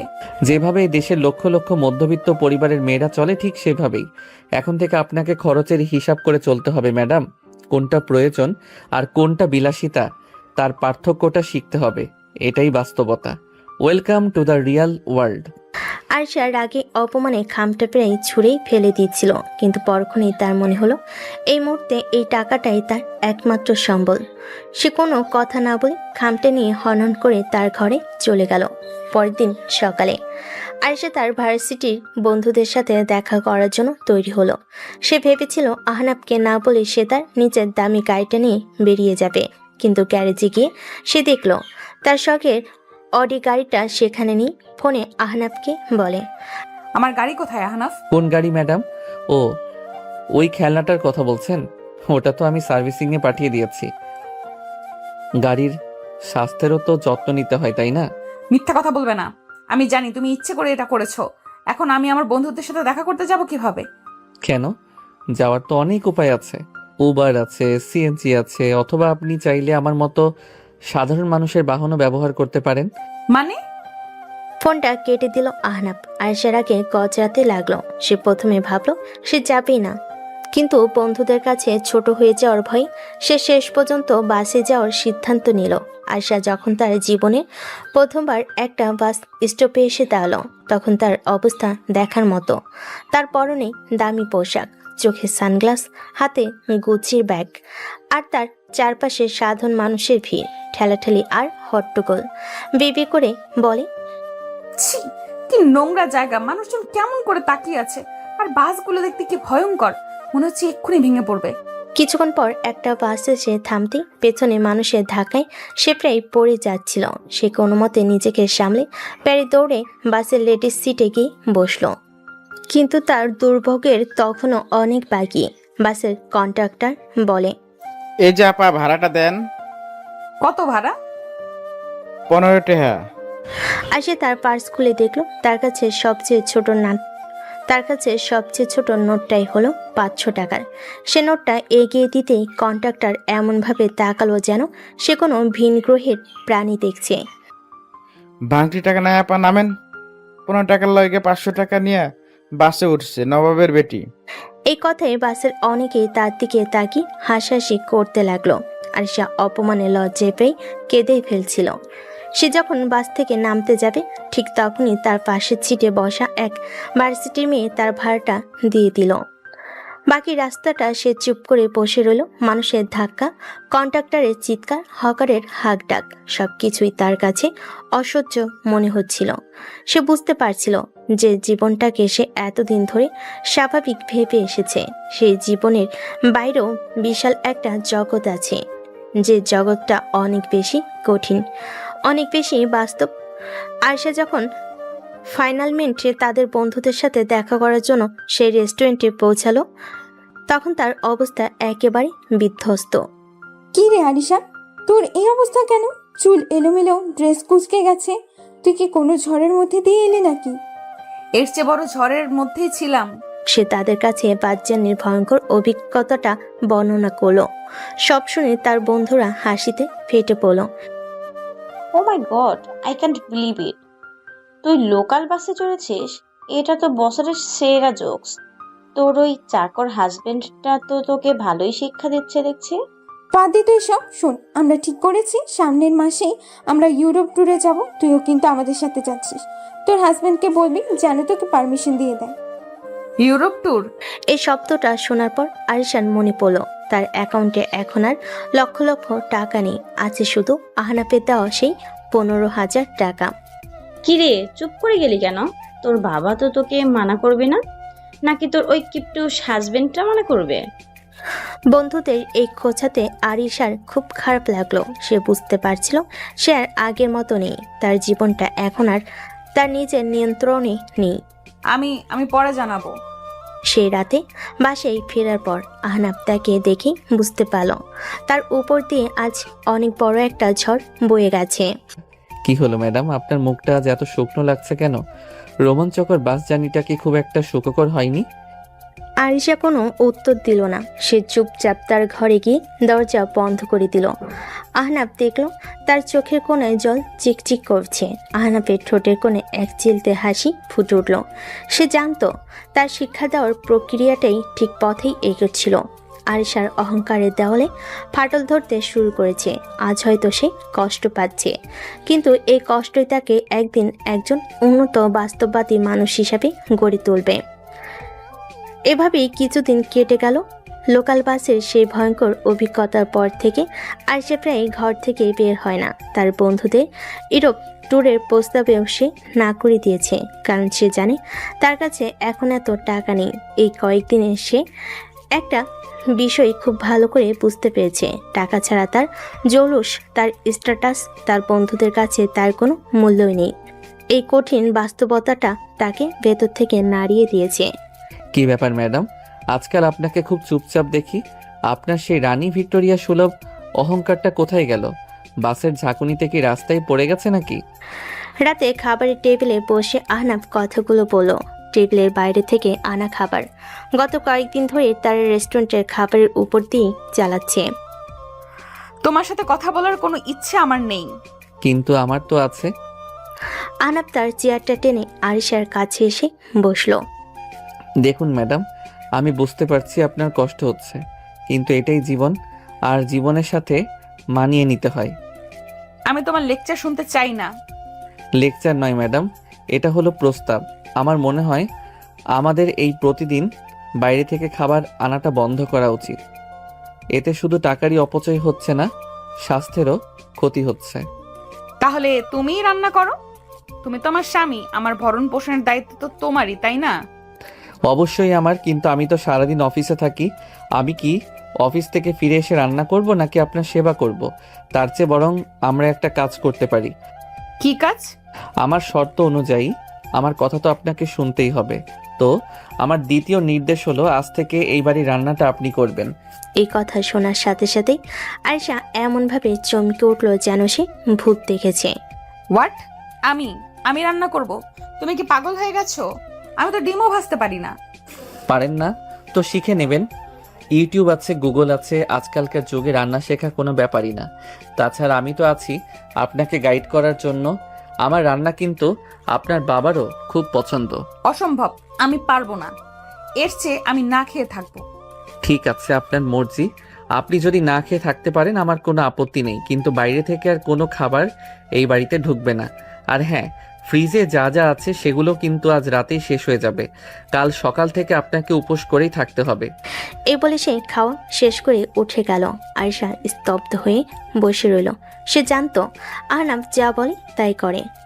তার মানে কাল থেকে সত্যি না খেয়ে থাকতে হবে আমার? পরের দিন দুপুর, ক্ষুধার জ্বালায় আরশার পেট চোচো করছে। সকাল থেকে সে শুধু পানি খেয়েই আছে। আহনাফ অফিসে যাওয়ার আগে তাকে ফ্রিজ খুলে দেখিয়ে দিয়ে গেছে। সেখানে কাঁচা সবজি, ডিম আর আটা ছাড়া আর কিছুই নেই। কি অসভ্য, কি নির্দয় একটা লোক! একটা মানুষকে কেউ এভাবে কষ্ট দিতে পারে? আমাকে রান্না করতে হবে? আমি আরিশা চৌধুরী রান্না করব? ইম্পসিবল। কিন্তু পেটের ক্ষুধা যখন এগোর চেয়েও বড় হয়ে উঠল, তখন সে অনিচ্ছা সত্ত্বেও রান্নাঘরের দিকে পা বাড়ায়। ওকে ফাইন, দেখা যাক রান্নাটা এমন কি কঠিন কাজ। আমি আরিশা চৌধুরী পারি না এমন কিছু নেই। সে তার ট্যাবটা নিয়ে রান্নাঘরে ঢুকলো। ইউটিউবে সার্চ দিল হাউ টু মেক রুটি and egg fry for beginners. সবচেয়ে সহজ ভিডিওটা প্লে করে সে কাজে লেগে পড়ল। কিন্তু তত্ত্বীয় জ্ঞান আর বাস্তব প্রয়োগে সে এক জিনিস নয়। তা সে হাড়ে হাড়ে টের পেল সে আটার প্যাকেটের দিকে তাকিয়ে। এখানে তো লেখা আছে পরিমাণ মতো পানি দিতে, কিন্তু পরিমাণটা যে কত সেটা তো লেখা নেই। থুর। সে আন্দাজের উপর ভর করে আটার মধ্যে পানি ঢালতে শুরু করলো। ফলস্বরূপ আটার খামিটা নরম কাদার মতো হয়ে গেল। সেটাকে সামলাতে গিয়ে তার হাতে মুখে এমনকি চুলও আটা লেগে গেল। ইয়াক, কি নোংরা! আমার ম্যানিকিউর করা নখগুলোর কি অবস্থা হলো! ছি! অনেক যুদ্ধ করে কোনো মতে কয়েকটা সে রুটি বানালো। থাক, একটা রুটিও গোল হলো না। এইগুলো রুটি বানালাম নাকি আফ্রিকার মানচিত্র? থাক, গোল হোক আর মানচিত্র, যাবে তো পেটের মধ্যে। ডিম ভাজি তো সহজ, ওটা আমি পারবই। সে এবার ডিম ভাজতে গেল, কিন্তু গরম তেলে ডিম ছাড়তেই তেল ছিটকে সে তার হাতে লাগলো। আউচ মাগো! সে ব্যথায় চিৎকার করে উঠল আর তাড়াহুড়ো করতে গিয়ে লবণের বয়মের বদলে ভুলে চিনি বয়ম থেকে 1 চামচ চিনি ডিমের ওপর ছড়িয়ে দিল। প্রায় 1 ঘন্টা যুদ্ধ করার পর রান্নাঘরের অবস্থা দেখার মতো হয়েছিল। মেঝেতে আটা, তেল, ডিমের খোসা পড়ে আছে। সিঙ্কটা ময়লা বাসনে ভর্তি। আর আরিশা নিজে ক্লান্ত বিধ্বস্ত হয়ে ফ্লোরে বসে পড়েছে। তার চোখের কোণায় জল। ঠিক তখনই আহনাফ অফিস থেকে ফিরল। রান্নাঘরের এই অবস্থা আর আরিশার এই করুণ দশা দেখে সে প্রথমে অবাক হলো, তারপর তার হাসি পেয়ে গেল। হোয়াট ম্যাডাম, আপনি কি রান্না করছিলেন নাকি রান্নাঘরের ওপর দিয়ে টর্নেডো বইয়ে দিচ্ছিলেন? আপনার অবস্থা তো সিরিয়ার যুদ্ধক্ষেত্রে সৈনিকের মতো লাগছে। আরিশা তার দিকে তাকিয়ে কান্নায় ভেঙে পড়ল। আমি আমি পারি না হানাফ, আমি সত্যিই কিছু পারি না। আমি একটা ইউজলেস। এই প্রথম আরিশা তার সামনে নিজের হার স্বীকার করে নিল। তার এই অসহায় কান্না ভেজা রূপটা দেখে আহনাফের বুকের ভেতরটা কেমন যেন মোচড় দিয়ে উঠল। তার আর মজা করতে ইচ্ছে করলো না। আহনাফ তার পাশে বসে তার মাথার চুল থেকে আটা ঝেড়ে দিতে দিতে বলে, কে বলেছে আপনি ইউজলেস? আপনি পৃথিবীর সবচেয়ে জেদি, সবচেয়ে অহংকারী আর সবচেয়ে সুন্দর মেয়ে। আর যেই মেয়েটা এত কিছু হতে পারে তার কাছে রান্না শেখা তো কোনো ব্যাপারই না। তার কণ্ঠস্বরটা ছিল অপ্রত্যাশিতভাবে নরম এবং আন্তরিক। উঠুন, আজকে আমাদের প্রথম টিম ওয়ার্ক হবে। টিম আরিশা, আহনাফ। আমি ক্যাপ্টেন আর আপনি আমার ডেপুটি। চলুন দেখি আমরা দুজন মিলে এই যুদ্ধক্ষেত্রটাকে সামলাতে পারি কিনা। এরপর শুরু হলো তার জীবনের প্রথম যৌথ মিশন। আহনাফ আরিশাকে হাতে কলমে শেখাতে লাগলো কিভাবে আটা মাখতে হয়, কিভাবে রুটি বেলতে হয়। আরিশা প্রথমে ইতস্তত করলো আহনাফের মজার মজার কথা আর আন্তরিক চেষ্টায় সে ধীরে ধীরে সহজ হয়ে গেল। এই তো হচ্ছে, বাহ! আপনার বানানো রুটি তো দেখি একেবারে চাঁদের মতো গোল হয়েছে। যদিও এটা অমাবস্যার চাঁদ, তাতে কি? চুপ করো তো। তাদের খুনসুটি, হাসাহাসি আর একসাথে কাজ করার মধ্য দিয়ে সেই পোড়া ভাঙাচোরা রুটি আর মিষ্টি ডিম ভাজি তৈরি হলো। রান্নাঘর পরিষ্কার করে তারা যখন খাবারের টেবিলে বসলো তখন প্রায় রাত 10টা। আহনাফ একটা পোড়া রুটির টুকরো মুখে দিয়ে বলে, অসাধারণ। আমার জীবনে আমি এত সুন্দর রুটি খাইনি। মিথ্যা কথা বলবে না, ওটা তো পুড়ে গেছে। পুড়ে গেছে তো কি হয়েছে? এই রুটিটা তো আমরা দুজন মিলে বানিয়েছি, তাই না? একসাথে করা পরিশ্রমের স্বাদ সবসময় মিষ্টি হয় ম্যাডাম, সেটা ডিম ভাজি হলেও। আয়শা কোনো কথা না বলে চুপচাপ খেতে লাগলো। তার কাছেও সেই অদ্ভুত স্বাদের খাবারটাই যেন অমৃতের মতো মনে হচ্ছিল। সে আর চোখে আহনাফের দিকে তাকালো, আর তার মনে হলো এই ছেলেটার সাথে শুধু যুদ্ধই করা যায় না, তার সাথে মিলেমিশে কাজ করার মধ্যে এক অদ্ভুত আনন্দ আছে। এই প্রথমবার তার স্বামী শব্দটার প্রতি কোনো ঘৃণা বা বিরক্তি এলো না, বরং এক ধরনের অধিকারবোধ জন্মালো। রাতের খাবার শেষে আরিশা যখন ক্লান্ত শরীরে তার ঘরের দিকে যাচ্ছিল, তখন আহনাফ তার পথ আটকে দাঁড়ালো। দাঁড়ান ম্যাডাম, কোথায় যাচ্ছেন? আমার সাথে কথা শেষ হয়নি। কি আবার কি হলো? রাতের খাবার তো শেষ, এখন আবার কোন নতুন নির্দেশ জারি করার জন্য চুলকানি উঠেছে তোমার? চুলকানি আমার ওঠেনি, উঠেছে আপনার হাতে। হাতটা দিন তো দেখি। মানে কি বলছো এসব? ছাড়ো আমার হাত। আহনাফ কোনো কথা না বলে প্রায় জোর করেই আরিশার ডান হাতটা টেনে নিল। আলো নিচে মেলে ধরতেই তার চোখ পড়ল কবজির কাছে ছোট্ট লালচে দাগটার উপর। এটা কখন হলো? কিভাবে লাগলো? ও কিছু না, সামান্য একটু তেল ছিটকে লেগেছিল, ঠিক হয়ে যাবে। তুমি অযথাই সিন ক্রিয়েট করছো। চুপ করুন, একদম চুপ। আপনার কাছে হয়তো এটা সামান্য, কারণ আপনি নিজের যত্ন নিতেই শেখেননি, কিন্তু আমার কাছে নয়। চলুন আমার সাথে। সে আরিশার কোনো আপত্তি না শুনে তাকে প্রায় টেনে নিয়ে গিয়ে বেডরুমের বিছানার উপর বসালো। তারপর ফার্স্ট এইড বক্স থেকে একটা বান্নাল অয়েলমেন্ট আর তুলো নিয়ে এলো। হাতটা দিন, আর এবার যদি না করেন তাহলে কিন্তু আমি জোর করব। আর আমি জোর করলে কি হয় সেটা এতদিনে আপনি বুঝেই গেছেন। তুমি আমাকে ধমক দিচ্ছ? ধমক নয়, অধিকার খাটাচ্ছি। কারণ চুক্তির এই 1 বছরের জন্য আপনার ভালো মন্দের দায়িত্বটা আমার। আরিশা চুপচাপ তার হাতটা এগিয়ে দিল। আহনাফ খুব সাবধানে আলতো করে তুলো দিয়ে মলমটা পোড়া জায়গাটার উপর লাগিয়ে দিতে লাগলো। আপনার হাত দুটো কি সবসময়ই এত নরম ম্যাডাম? মনে হচ্ছে যেন মাখন দিয়ে তৈরি। এমন সুন্দর হাতে রান্নাঘরের ছ্যাঁকা আর তেলের ছিটা একদমই মানায় না। কি হলো, চুপ করে গেলেন যে? আমার প্রশংসায় কি লজ্জা পাচ্ছেন নাকি ভাবছেন আপনার এই চাকর স্বামীর এত সাহস হলো কি করে?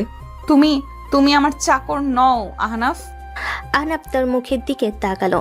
তার চোখে মুখে স্পষ্ট চিন্তার ছাপ।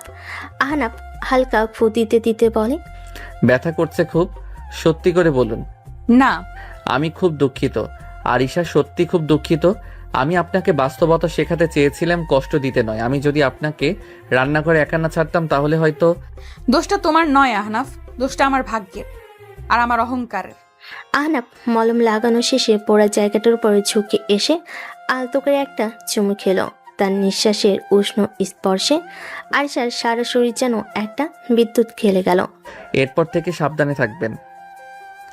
আপনার শরীরের প্রতিটি অংশ আমার কাছে খুব দামি ম্যাডাম, কারণ চুক্তির এই 1 বছরের জন্য আপনি আমার আমানত, আর আমি আমার আমানতের খেয়ানত করি না। এই কথাগুলো, এই স্পর্শ, এই যত্ন আরিশার কঠিন অহংকারী মনের দেওয়ালকে পুরোপুরি গলিয়ে দিল। তার চোখ দিয়ে টপ করে জল গড়িয়ে পড়ল। সে বুঝতে পারছিল সে আর শুধু চুক্তির জালে বন্দি নেই, সে ধীরে ধীরে এই ছেলেটার মায়ার জালে, ভালোবাসার জালে জড়িয়ে পড়েছে। আরিশার হাতে মলম লাগিয়ে দেওয়ার সেই রাতের পরে কেটে গেছে আরও প্রায় সপ্তাহ খানিক। এই কয়েকদিনে বাড়ির পরিবেশটা অনেকটাই বদলে গেছে। তাদের মধ্যে এখন আর আগের মতো তিক্ততা নেই, বরং তৈরি হয়েছে এক অদ্ভুত মিষ্টি সম্পর্ক। আহনাফের রান্না শেখানোর ক্লাস এখনো চলছে, তবে এখন আর সেটা শাস্তি মনে হয় না, মনে হয় একসাথে কাটানো কিছু মজার মুহূর্ত। আরিশা এখন আর আহনাফকে এড়িয়ে চলে না, বরং তার সঙ্গটা উপভোগ করতে শুরু করেছে। কি রে আরিশা, তুই তো দেখি দুনিয়া থেকেই হারিয়ে গেলি। ফোন করিস না, আমাদের সাথেও দেখা করিস না। কাহিনী কি? তোর ওই চাকর হাজবেন্ড কি তোকে খাঁচায় বন্দি করে রেখেছে নাকি? শায়লা প্লিজ, আহনাফকে নিয়ে এভাবে কথা বলবি না। ও মাই গড, এত দরদ!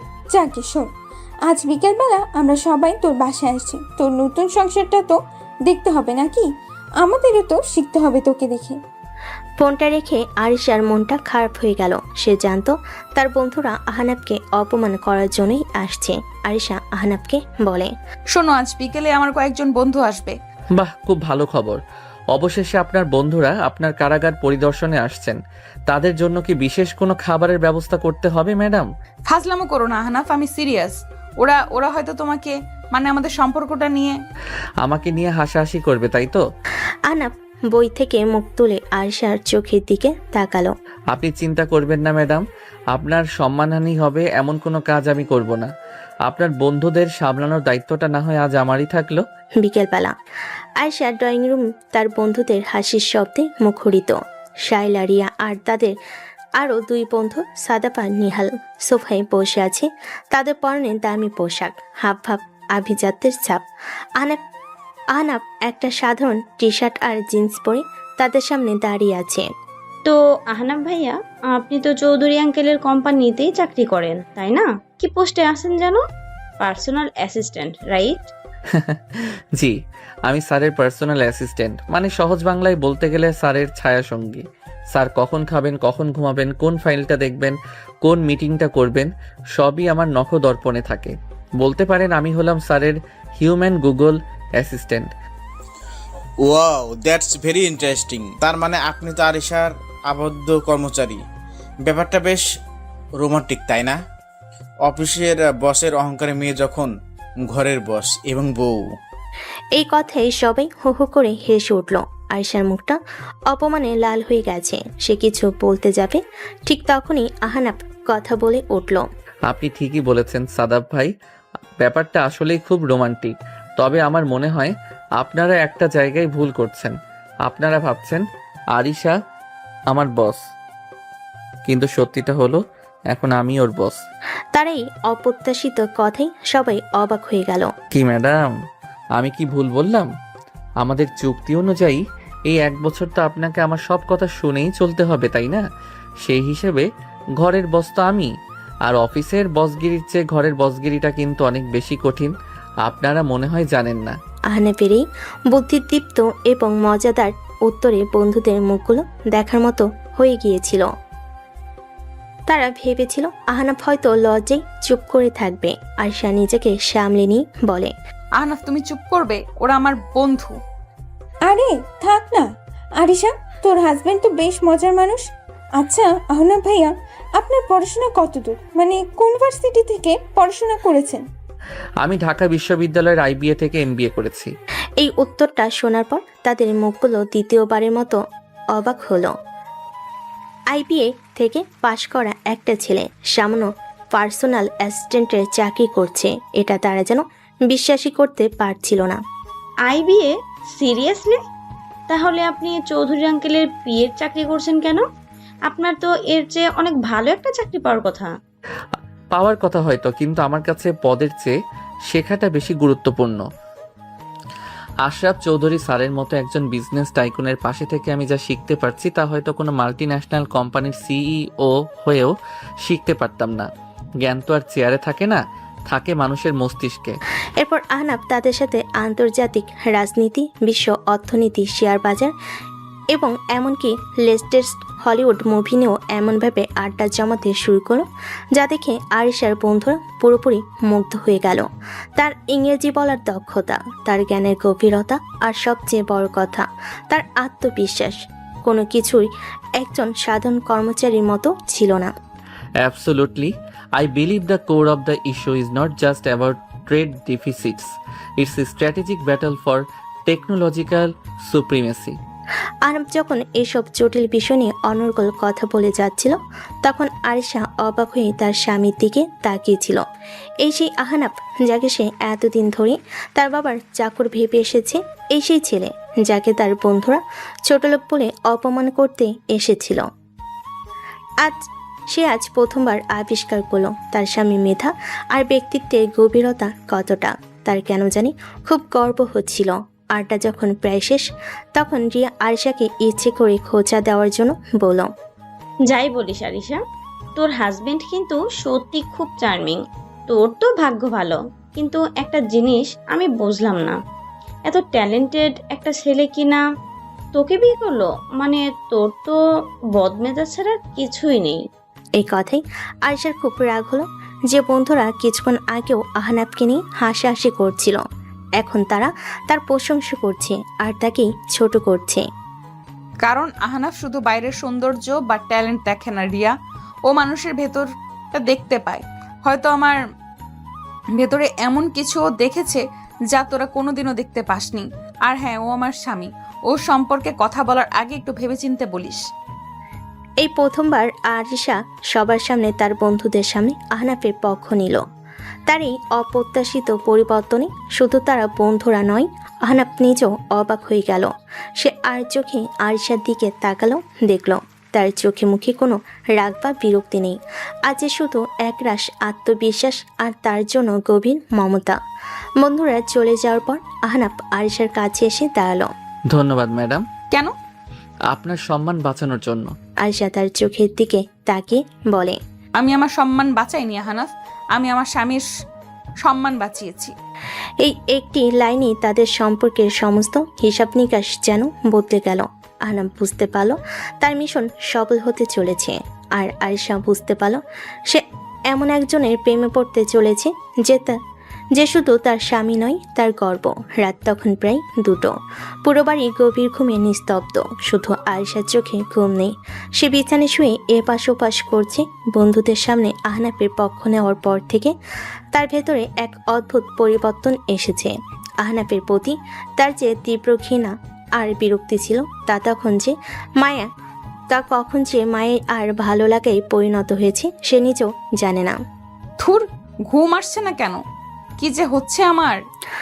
সে বিছানা থেকে উঠে বেলকুনিতে এসে দাঁড়ালো। হঠাৎ করে কোনো কারণ ছাড়া তার প্রচণ্ড আইসক্রিম খেতে ইচ্ছে করলো। তার প্রিয় বেলজিয়ান চকলেট ফেভারিট আইসক্রিমটা। এই অদ্ভুত ইচ্ছের কথা মাথায় আসতেই সে আর নিজেকে সামলাতে পারল না। সে ধীর পায়ে তাদের বেডরুমে ঢুকলো। আহনাফ তখন সোফায় গভীর ঘুমে অবচেতন। সারাদিনের পরিশ্রমে সে খুব ক্লান্ত ছিল। আরিশা আহনাফের কানে কাছে মুখ নিয়ে ফিসফিস করে বলল, আহনাফ, এই আহনাফ, ওঠো। কি হয়েছে? বাড়িতে ডাকাত পড়েছে নাকি? এর চেয়ে বেশি ভয়ঙ্কর কিছু হয়েছে। আয়শা তার হাত ধরে ঝাঁকাতে লাগলো। আমার আইসক্রিম খেতে ইচ্ছে করছে, এক্ষুনি। আহনাফ চোখ না খুলেই পাশ ফিরে শুলো। ঘুমাও তো আরিশা, মজা করার আর সময় পেলে না? ফ্রিজে আইসক্রিম নেই? আমি জানি নেই, তাই তো তোমাকে বলছি আমাকে এনে দাও।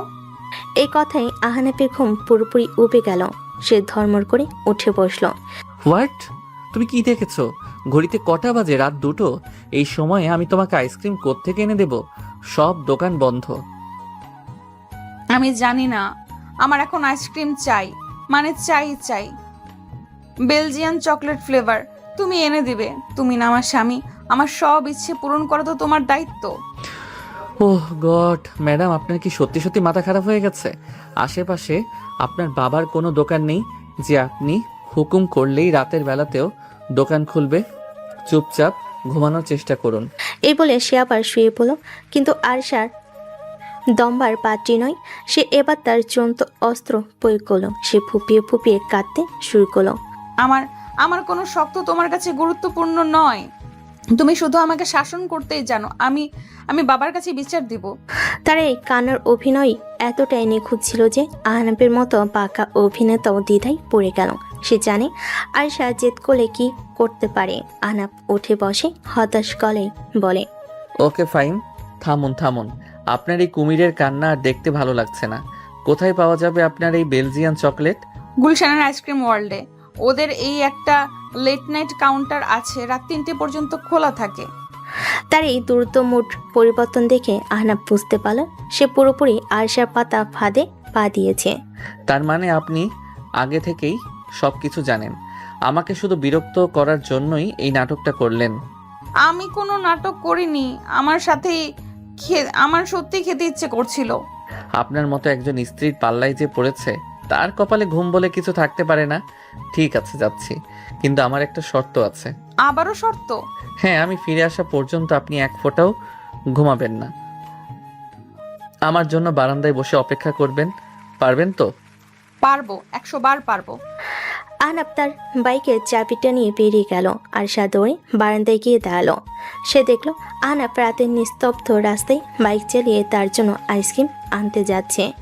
এই দৃশ্যটা, এই অনুভূতিটা তার কাছে কেন জানি খুব বেশি ভালো লাগছিল। প্রায় 40 মিনিট পর আহনাফ ফিরল। তার হাতে একটা আইসক্রিমের বক্স। এই নিন ম্যাডাম আপনার বেলজিয়ান চকলেট। এবার তো আপনি শান্তিতে ঘুমাতে পারবেন। কিন্তু সে দেখল আয়শা বারান্দার চেয়ারে বসে ঘুমিয়ে পড়েছে। তার মাথাটা একদিকে কাত হয়ে আছে, খোলা চুলে রাতের বাতাসে খেলা করছে। আহনাফের ঠোঁটের কোণে এক চিলতে হাসি ফুটে উঠল। সে কোনো শব্দ না করে আইসক্রিমের বক্সটা টি টেবিলের ওপর রাখলো। তারপর খুব সাবধানে আলতো করে আয়েশাকে কোলে তুলে নিল। আয়েশার ঘুম এতটাই গভীর ছিল যে সে কিছুই টের পেল না। সে ঘুমের ঘরে আহনাফের বুকের মধ্যে আরও গুটিয়ে গেল। আহনাফ তাকে নিয়ে বেডরুমের বিছানার উপর শুয়ে দিল। তারপর তার গায়ে আলতো করে কম্বলটা টেনে দিল। সে যখন সোফার দিকে এগিয়ে যাচ্ছিল তখনই আয়েশার ঘুম ভেঙে গেল। আহনাফ, আমার আইসক্রিম। ওটা টেবিলেই আছে। তুমি ঘুমিয়ে পড়েছিলে তাই আর ডাকিনি। কাল সকালে খেও। না, আমি এক্ষুনি খাবো। সে প্রায় বাচ্চাদের মতোই জেদ ধরে বসল। আহনাফ তার এই শিশুসুলভ আচরণে না হেসে পারল না। ঠিক আছে বাবা, খাচ্ছ, আমি এনে দিচ্ছি। সে আইসক্রিমের বক্স টেনে আয়েশার পাশে বসলো। আয়েশা বক্সটা খুলে চামচ দিয়ে আইসক্রিম খেতে শুরু করলো, ঠিক যেন একটা ছোট্ট শিশু। আহনাফ তখনও তার পাশে বসে আছে। সে ঘুমিয়ে ঢুলছিল, কিন্তু আয়েশার মুখের দিকে তাকিয়ে তার সব ক্লান্তি যেন দূর হয়ে যাচ্ছিল। সে সোফায় না গিয়ে বিছানার পাশে ফ্লোরে আয়েশার দিকে তাকিয়ে বসে রইল। আয়েশা আইসক্রিম খেতে খেতে আর চোখে আহনাফের দিকে তাকাচ্ছিল। সে দেখল আহনাফ বসে বসে ঘুমিয়ে পড়েছে, তার মাথাটা বিছানার সাথে ঠ্যাস দিয়ে রাখা। তার ঘুমন্ত শান্ত মুখটার দিকে তাকিয়ে আয়েশার বুকের ভেতরটা এক অজানা মায়েই এক গভীর ভালো লাগাই ভরে উঠল। এই প্রথমবার তার মনে হলো এই ছেলেটা শুধু আমার চুক্তিভিত্তিক স্বামী নয়, এর চেয়েও অনেক বেশি কিছু। সে আমার সব জেদ, সব আবদার মেনে নেওয়া এক মানুষ। সে আমার সবচেয়ে বড় আশ্রয়। সে তার আইসক্রিমের চামচটা দিয়ে খুব আলতো করে আহনাফের ঠোঁটের কোনায় লেগে থাকা একটুখানি ঘুমন্ত লালা মুছে দিল। তারপর নিজের অজান্তেই ঝুঁকে এসে আহনাফের কপালে আলতো করে একটা চুমু খেল। সেই মুহূর্তে, সেই মধ্যরাতে আইসক্রিমের মিষ্টি স্বাদের সাথে আয়েশার মনে প্রথমবার জন্ম নিল এক নতুন অনুভূতি, ভালোবাসার অনুভূতি। যে অনুভূতিটা তার অহংকারের চেয়ে অনেক বেশি শক্তিশালী, অনেক বেশি মিষ্টি। মধ্যরাতে সেই আইসক্রিম কাণ্ডের পর কেটে গেছে আরও কয়েকটা দিন। বাড়ির পরিবেশটা এখন আর আগের মতো নেই। আয়েশার ভেতরে বরফটা গলতে শুরু করেছে। আর আহনাফের দুষ্টামিগুলো এখন আর শুধু বিরক্ত করার জন্য নয়, বরং আয়েশার মুখে হাসি ফোটানোর জন্য। সে এখন রান্না করাও মোটামুটি শিখে গেছে। চা, কফি এগুলো এখন সে বানাতে পারে। তাদের চুক্তিভিত্তিক সম্পর্কটা এখন যে এক মিষ্টি খুনসুটি মাখা বন্ধুত্বে রূপ নিয়েছে, তা তার নিজেরাও হয়তো টের পায়নি। ম্যাডাম, এই ম্যাডাম, আপনার চাটা কি আজ পাবো, নাকি আপনার রূপচর্চা শেষ হওয়ার পর দুনিয়া ধ্বংস হয়ে যাবে? আসছি তো। এত চিৎকার করছো কেন? মনে হচ্ছে বাড়িতে বাঘ ঢুকেছে। আরিশা চায়ের কাপ হাতে নিয়ে ড্রয়িং রুমে এসে দেখল আহনাফ সোফায় শুয়ে আছে এবং তার সারা গায়ে কম্বল জড়ানো। কি হয়েছে তোমার? এমন ভাবে শুয়ে আছো কেন? আজ অফিসে যাবে না? যেতে তো খুব ইচ্ছে করছিল ম্যাডাম, কিন্তু শরীরটা একদমই চলছে না। মনে হচ্ছে পুরো শরীরে কেউ হাতুড়ি দিয়ে পেটাচ্ছে, মাথাটাও খুব ধরেছে। আরিশা তার কপালে হাত দিয়ে বলে, ও মা, তোমার গা তো জ্বরে পুড়ে যাচ্ছে। দাঁড়াও, আমি থার্মোমিটার নিয়ে আসছি। থার্মোমিটারে জ্বর মেপে আরিশার চোখ কপালে উঠল 103 ডিগ্রি। এত জ্বর? তুমি আমাকে আগে বলনি কেন? চলো এক্ষুনি ডাক্তারের কাছে যাব। না না, ডাক্তারের কাছে যেতে হবে না। ভাইরাল ফিভার হয়তো 2-1 দিনে ঠিক হয়ে যাবে। তুমি বরং অফিসে চলে যাও, তোমার তো আজ একটা জরুরি মিটিং আছে, তাই না? অফিস চুলোয় যাক। এই প্রথমবার আরিশা তার কাজের চেয়েও অন্য কিছুকে বেশি গুরুত্ব দিল। আমি আজ কোথাও যাচ্ছি না, আমি তোমার কাছেই থাকবো। বাহ, আমার অহংকারী বউয়ের মুখে এমন কথা। জ্বরটা তো তাহলে দেখছি আমার জন্য আশীর্বাদ হয়ে এসেছে। চুপ করো তো, একদম কথা বলবে না, চুপচাপ শুয়ে থাকো। এরপর শুরু হলো আরিশার এক নতুন যুদ্ধ। যে মেয়েটা জীবনে কখনো নিজের এক গ্লাস পানি ঢেলে খায়নি, সে আজ আহনাফের জন্য পাগলের মতো ছোটাছুটি শুরু করলো। সে ইউটিউব দেখে স্যুপ বানানোর চেষ্টা করলো, যদিও তার স্বাদ স্যুপের চেয়ে ভাতের মারের মতো বেশি হয়েছিল। কিন্তু সে কিছুক্ষণ পর পর ভেজা কাপড় দিয়ে আহনাফের কপালে জলপট্টি দিতে লাগলো। সারাদিন ধরে সে এক মুহূর্তের জন্য আহনাফের পাশ থেকে সরল না। বিকেল গড়াতেই আহনাফের অবস্থা আরও খারাপ হতে শুরু করলো। জ্বরের ঘোরে সে বিড়বিড় করে কিসব বলতে লাগলো। তার শরীরটা থরথর করে কাঁপছে। মা মা আমার খুব শীত করছে। আরিশা ভয় পেয়ে গেল। সে দ্রুত তাদের ফ্যামিলির ডাক্তারকে ফোন করলো। ডাক্তার আঙ্কেল প্লিজ আপনি একবার তাড়াতাড়ি আমাদের বাসায় আসুন। আহনাফের অবস্থা খুব খারাপ, ও তো কথাই বলতে পারছে না। ডাক্তার এসে আহনাফকে পরীক্ষা করে জানালেন যে এটা সাধারণ ভাইরাল ফিভার নয়, ডেঙ্গুর লক্ষণ দেখা যাচ্ছে, কিছু টেস্ট করতে হবে। তিনি কিছু ওষুধ দিয়ে আরিশাকে বললেন আহনাফের খুব যত্ন নিতে হবে। ডাক্তারের কথা শুনে আরিশার বুকের ভেতরটা ধক করে উঠল। ডেঙ্গু শব্দটা যেন তার মাথায় হাতুড়ির মতো আঘাত করল। সেই রাতটা ছিল আরিশার জীবনের সবচেয়ে কঠিন রাত। আহনাফ জ্বরের ঘোরে প্রায় অবচেতন। আরিশা সারা রাত তার পাশে বসে রইল। সে নিজের হাতে তাকে স্যুপ খাওয়ানোর চেষ্টা করলো, সময় মতো ওষুধ দিল, ভেজা কাপড় দিয়ে তার শরীর মুছিয়ে দিল। তার নিজের ঘুম, খাওয়া দাওয়া সব কিছুই যেন সে ভুলে গেল। আরিশা আহনাফের মাথায় হাত বোলাতে বোলাতে ফিস ফিস করে বলে, প্লিজ আহনাফ তাড়াতাড়ি ঠিক হয়ে যাও। তুমি এভাবে শুয়ে থেকো না, আমার খুব ভয় করছে। তুমি ছাড়া আমি যে বড্ড একা। তার ভেতরে যত্নশীল মমতাময়ী রূপটা যা এতদিন ধরে অহংকারের আড়ালে চাপা পড়েছিল তা আজ প্রথমবারের মতো বেরিয়ে এলো। সে আজ শুধু একজন চুক্তিভিত্তিক স্ত্রী নয়, সে হয়ে উঠেছিল একজন সত্যিকারের প্রেমিকা, যে তার ভালোবাসার মানুষের জন্য সব কিছু করতে পারে। আহনাফের সেবা করতে গিয়ে আরিশার দিনরাত এক হয়ে গেছে। আহনাফের জিনিসপত্র গোছাতে গিয়ে একদিন সে তার ওয়ার্ড্রোবের এক কোণে পুরনো বইপত্রের নিচে চাপা পড়া একটা চামড়ার মলাটে বাঁধানো ডায়েরি খুঁজে পেল। এটা আবার কি? এর তো দেখি ডায়েরি লেখার অভ্যাস আছে। কি এমন লেখে এর মধ্যে দেখি তো। কৌতূহলের বয়সে সে ডায়েরিটা খুলল। প্রথম পাতাটা খুলতে এসে চমকে গেল। তারিখটা প্রায় 5 বছর আগের, যখন সে তার বাবার অ্যাসিস্ট্যান্ট হয়ে যোগ দিয়েছিল। আর লেখাগুলো তাকে নিয়েই। আজ আরিশাকে আবার দেখলাম, নীল রঙের একটা সালোয়ার কামিজ পরেছিল।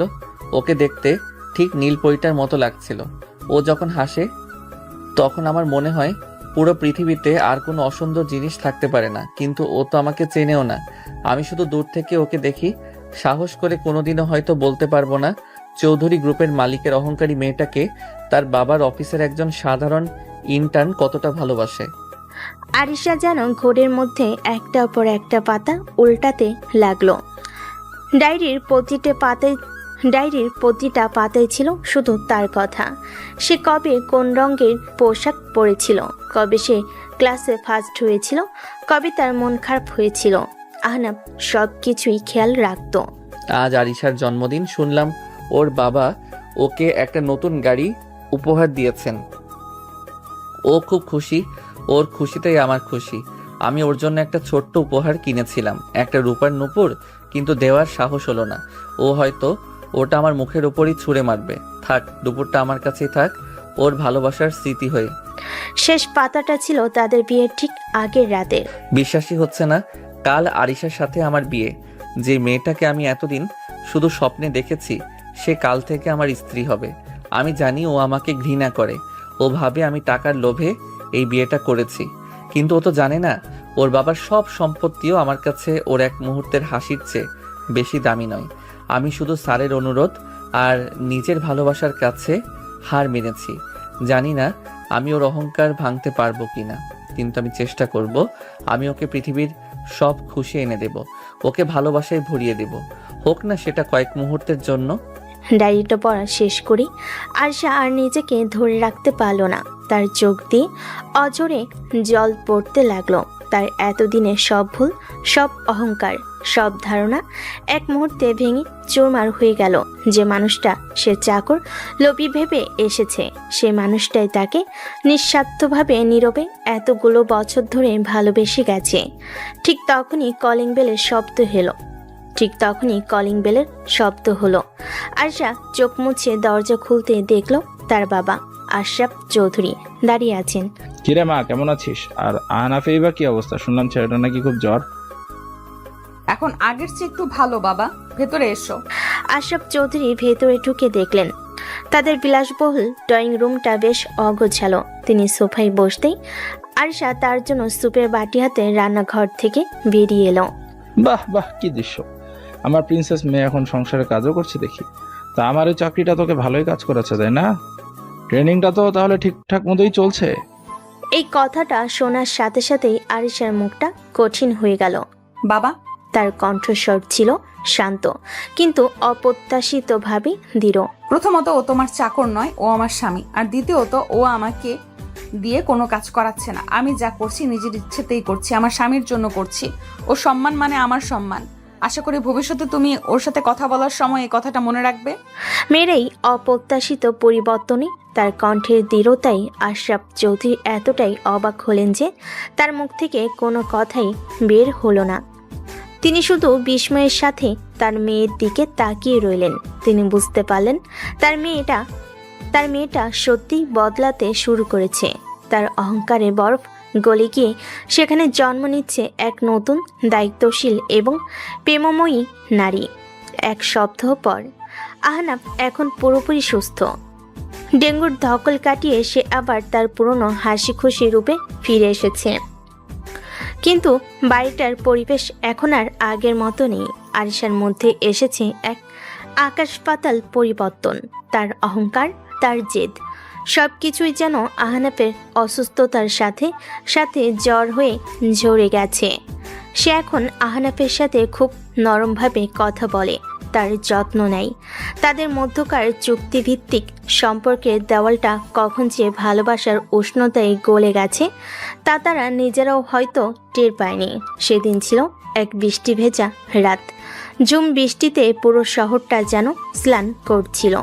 আহনাফ আর আরিশা দুজনেই তাদের বিশাল বেলকুনিতে বেতের চেয়ারে বসে কফি খাচ্ছিল। বৃষ্টির ছাট এসে তাদের গায়ে লাগছিল, কিন্তু সেদিকে তাদের কোনো ভ্রুক্ষেপ নেই। বৃষ্টিটা সুন্দর, তাই না? তবে বৃষ্টির চেয়েও বেশি সুন্দর কিছু জিনিস আছে। তাই নাকি? যেমন? যেমন তোমার মন। হোয়াট? ম্যাডাম, আপনারও কি আবার জ্বর এলো নাকি? আপনি আমার প্রশংসা করছেন।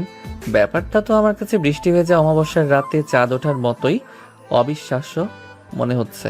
ফাজলামি করো না আহনাফ, আমি আর তোমার কাছে কিছু একটা স্বীকার করতে চাই। কি? আরিশা তার কফির মগটা নামিয়ে রেখে আহনাফের চেয়ারের পাশে মাটিতেই বসে পড়ল। সে আহনাফের হাতটা তার হাতের মধ্যে তুলে নিল।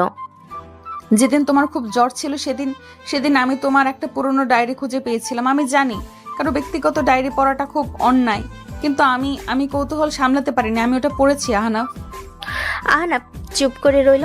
তার মুখ দেখে কিছুই বোঝার উপায় নেই। আমি খুব বড় একটা ভুল করে ফেলেছিলাম আহনাফ। আমি তোমাকে চিনতে পারিনি।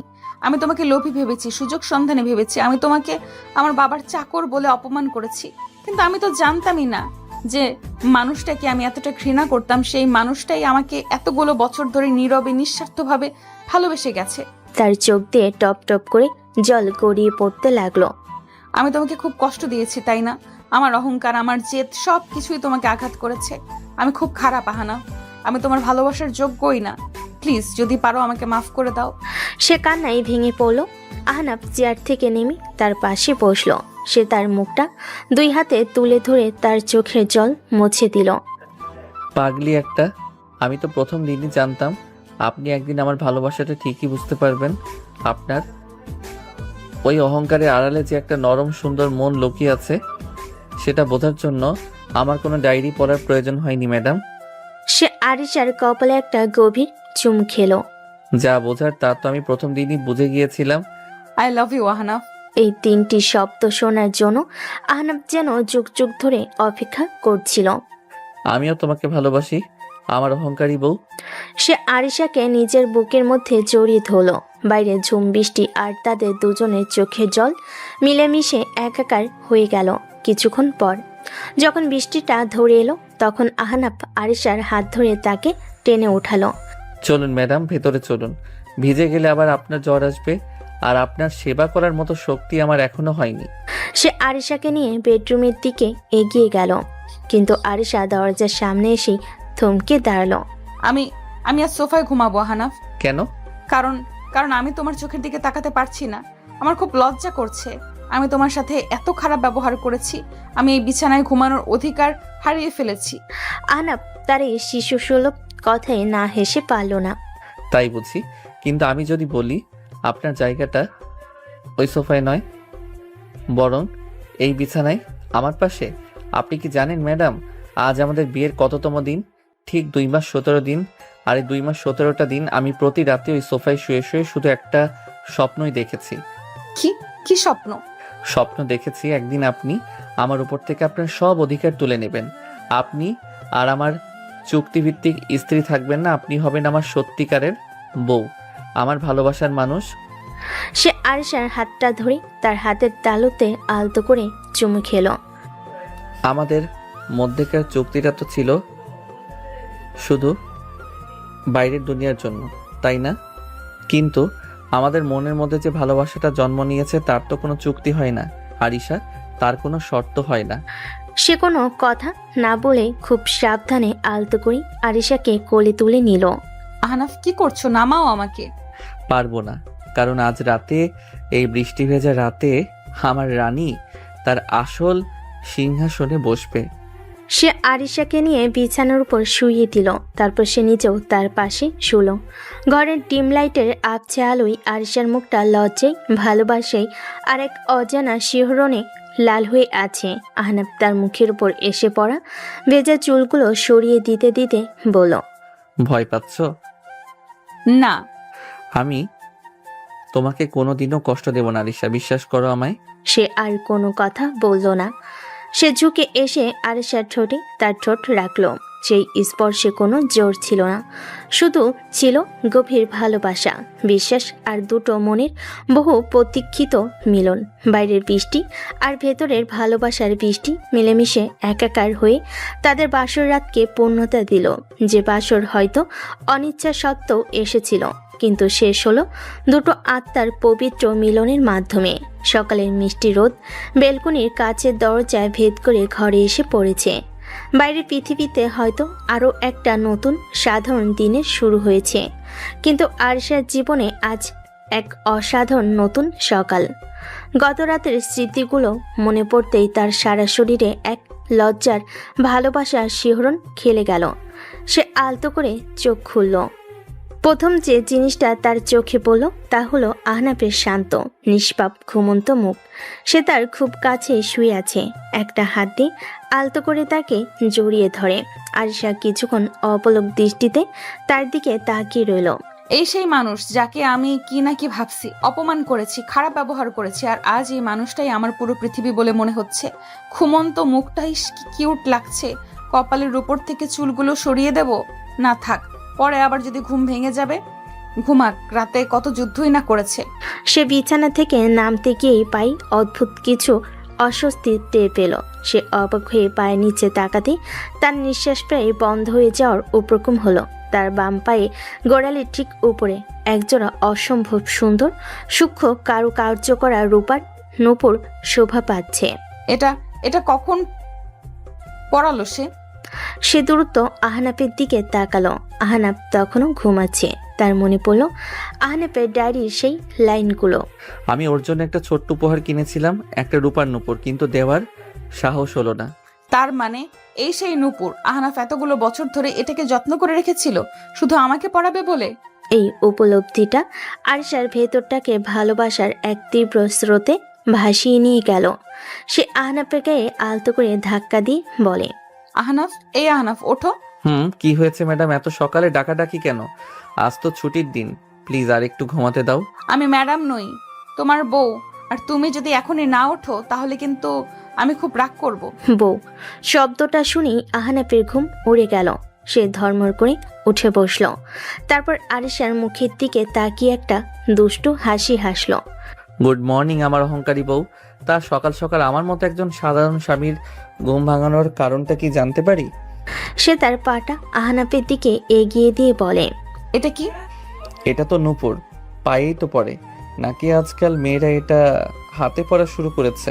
ফাজলামো করো না, আমি জিজ্ঞেস করছি এটা তোমার পায়ে কখন এলো? আর এটা তো সেই নূপুরটা, তাই না, যেটা তুমি 5 বছর আগে কিনেছিলে? আপনার স্মৃতিশক্তি তো দেখছি খুব প্রখর ম্যাডাম। হ্যাঁ, এটাই সেই নূপুর। আজ সকালে আপনি যখন ঘুমাচ্ছিলেন তখন ভাবলাম আমার বহু পুরনো একটা ইচ্ছে পূরণ করে ফেলি, তাই পরিয়ে দিলাম। খারাপ লাগছে দেখতে? খুব সুন্দর। শুধু নূপুরটা সুন্দর, যে পরিয়েছে সে সুন্দর না? তুমি খুব পচা। সে আহনাবকে আলতো করে ধাক্কা দিল। আহনাব আরিশাকে কাছে টেনে নিয়ে তার কপালে চুমু খেল। আচ্ছা আচ্ছা, আর রাখতে হবে না, এখন যাও ফ্রেশ হয়ে এসো, তারপর আমরা একসাথে নাস্তা বানাবো। নাস্তা তুমি বানাবে, আমি আজ শুধু অর্ডার করব। জো হুকুম মেরি রানী।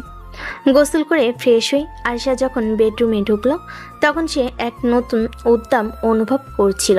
সে তার ড্রয়ার থেকে সেই পুরনো হলদে হয়ে যাওয়া স্ট্যাম্প পেপারের চুক্তিপত্রটা বের করলো। আহনাব তখন রান্নাঘর থেকে গান গাইতে গাইতে নাস্তা নিয়ে বেডরুমে ঢুকলো। এই যে ম্যাডাম, আপনার জন্য স্পেশাল ব্রেকফাস্ট হাজির, আমার নিজের হাতে বানানো। তার কথা শেষ হওয়ার আগে সে দেখল আরিশা তাদের সেই চুক্তিপত্রটা হাতে নিয়ে দাঁড়িয়ে আছে। আহনাবের বুকের ভেতরটা মুহূর্তেই ধক করে উঠল। ওটা ওটা কেন বের করলে আরিশা? আরিশা কোনো উত্তর দিল না। সে আহনাবের চোখের দিকে সরাসরি তাকালো। তারপর তার সামনে সে কাগজটাকে দুহাত ধরে ছিঁড়ে ফেল।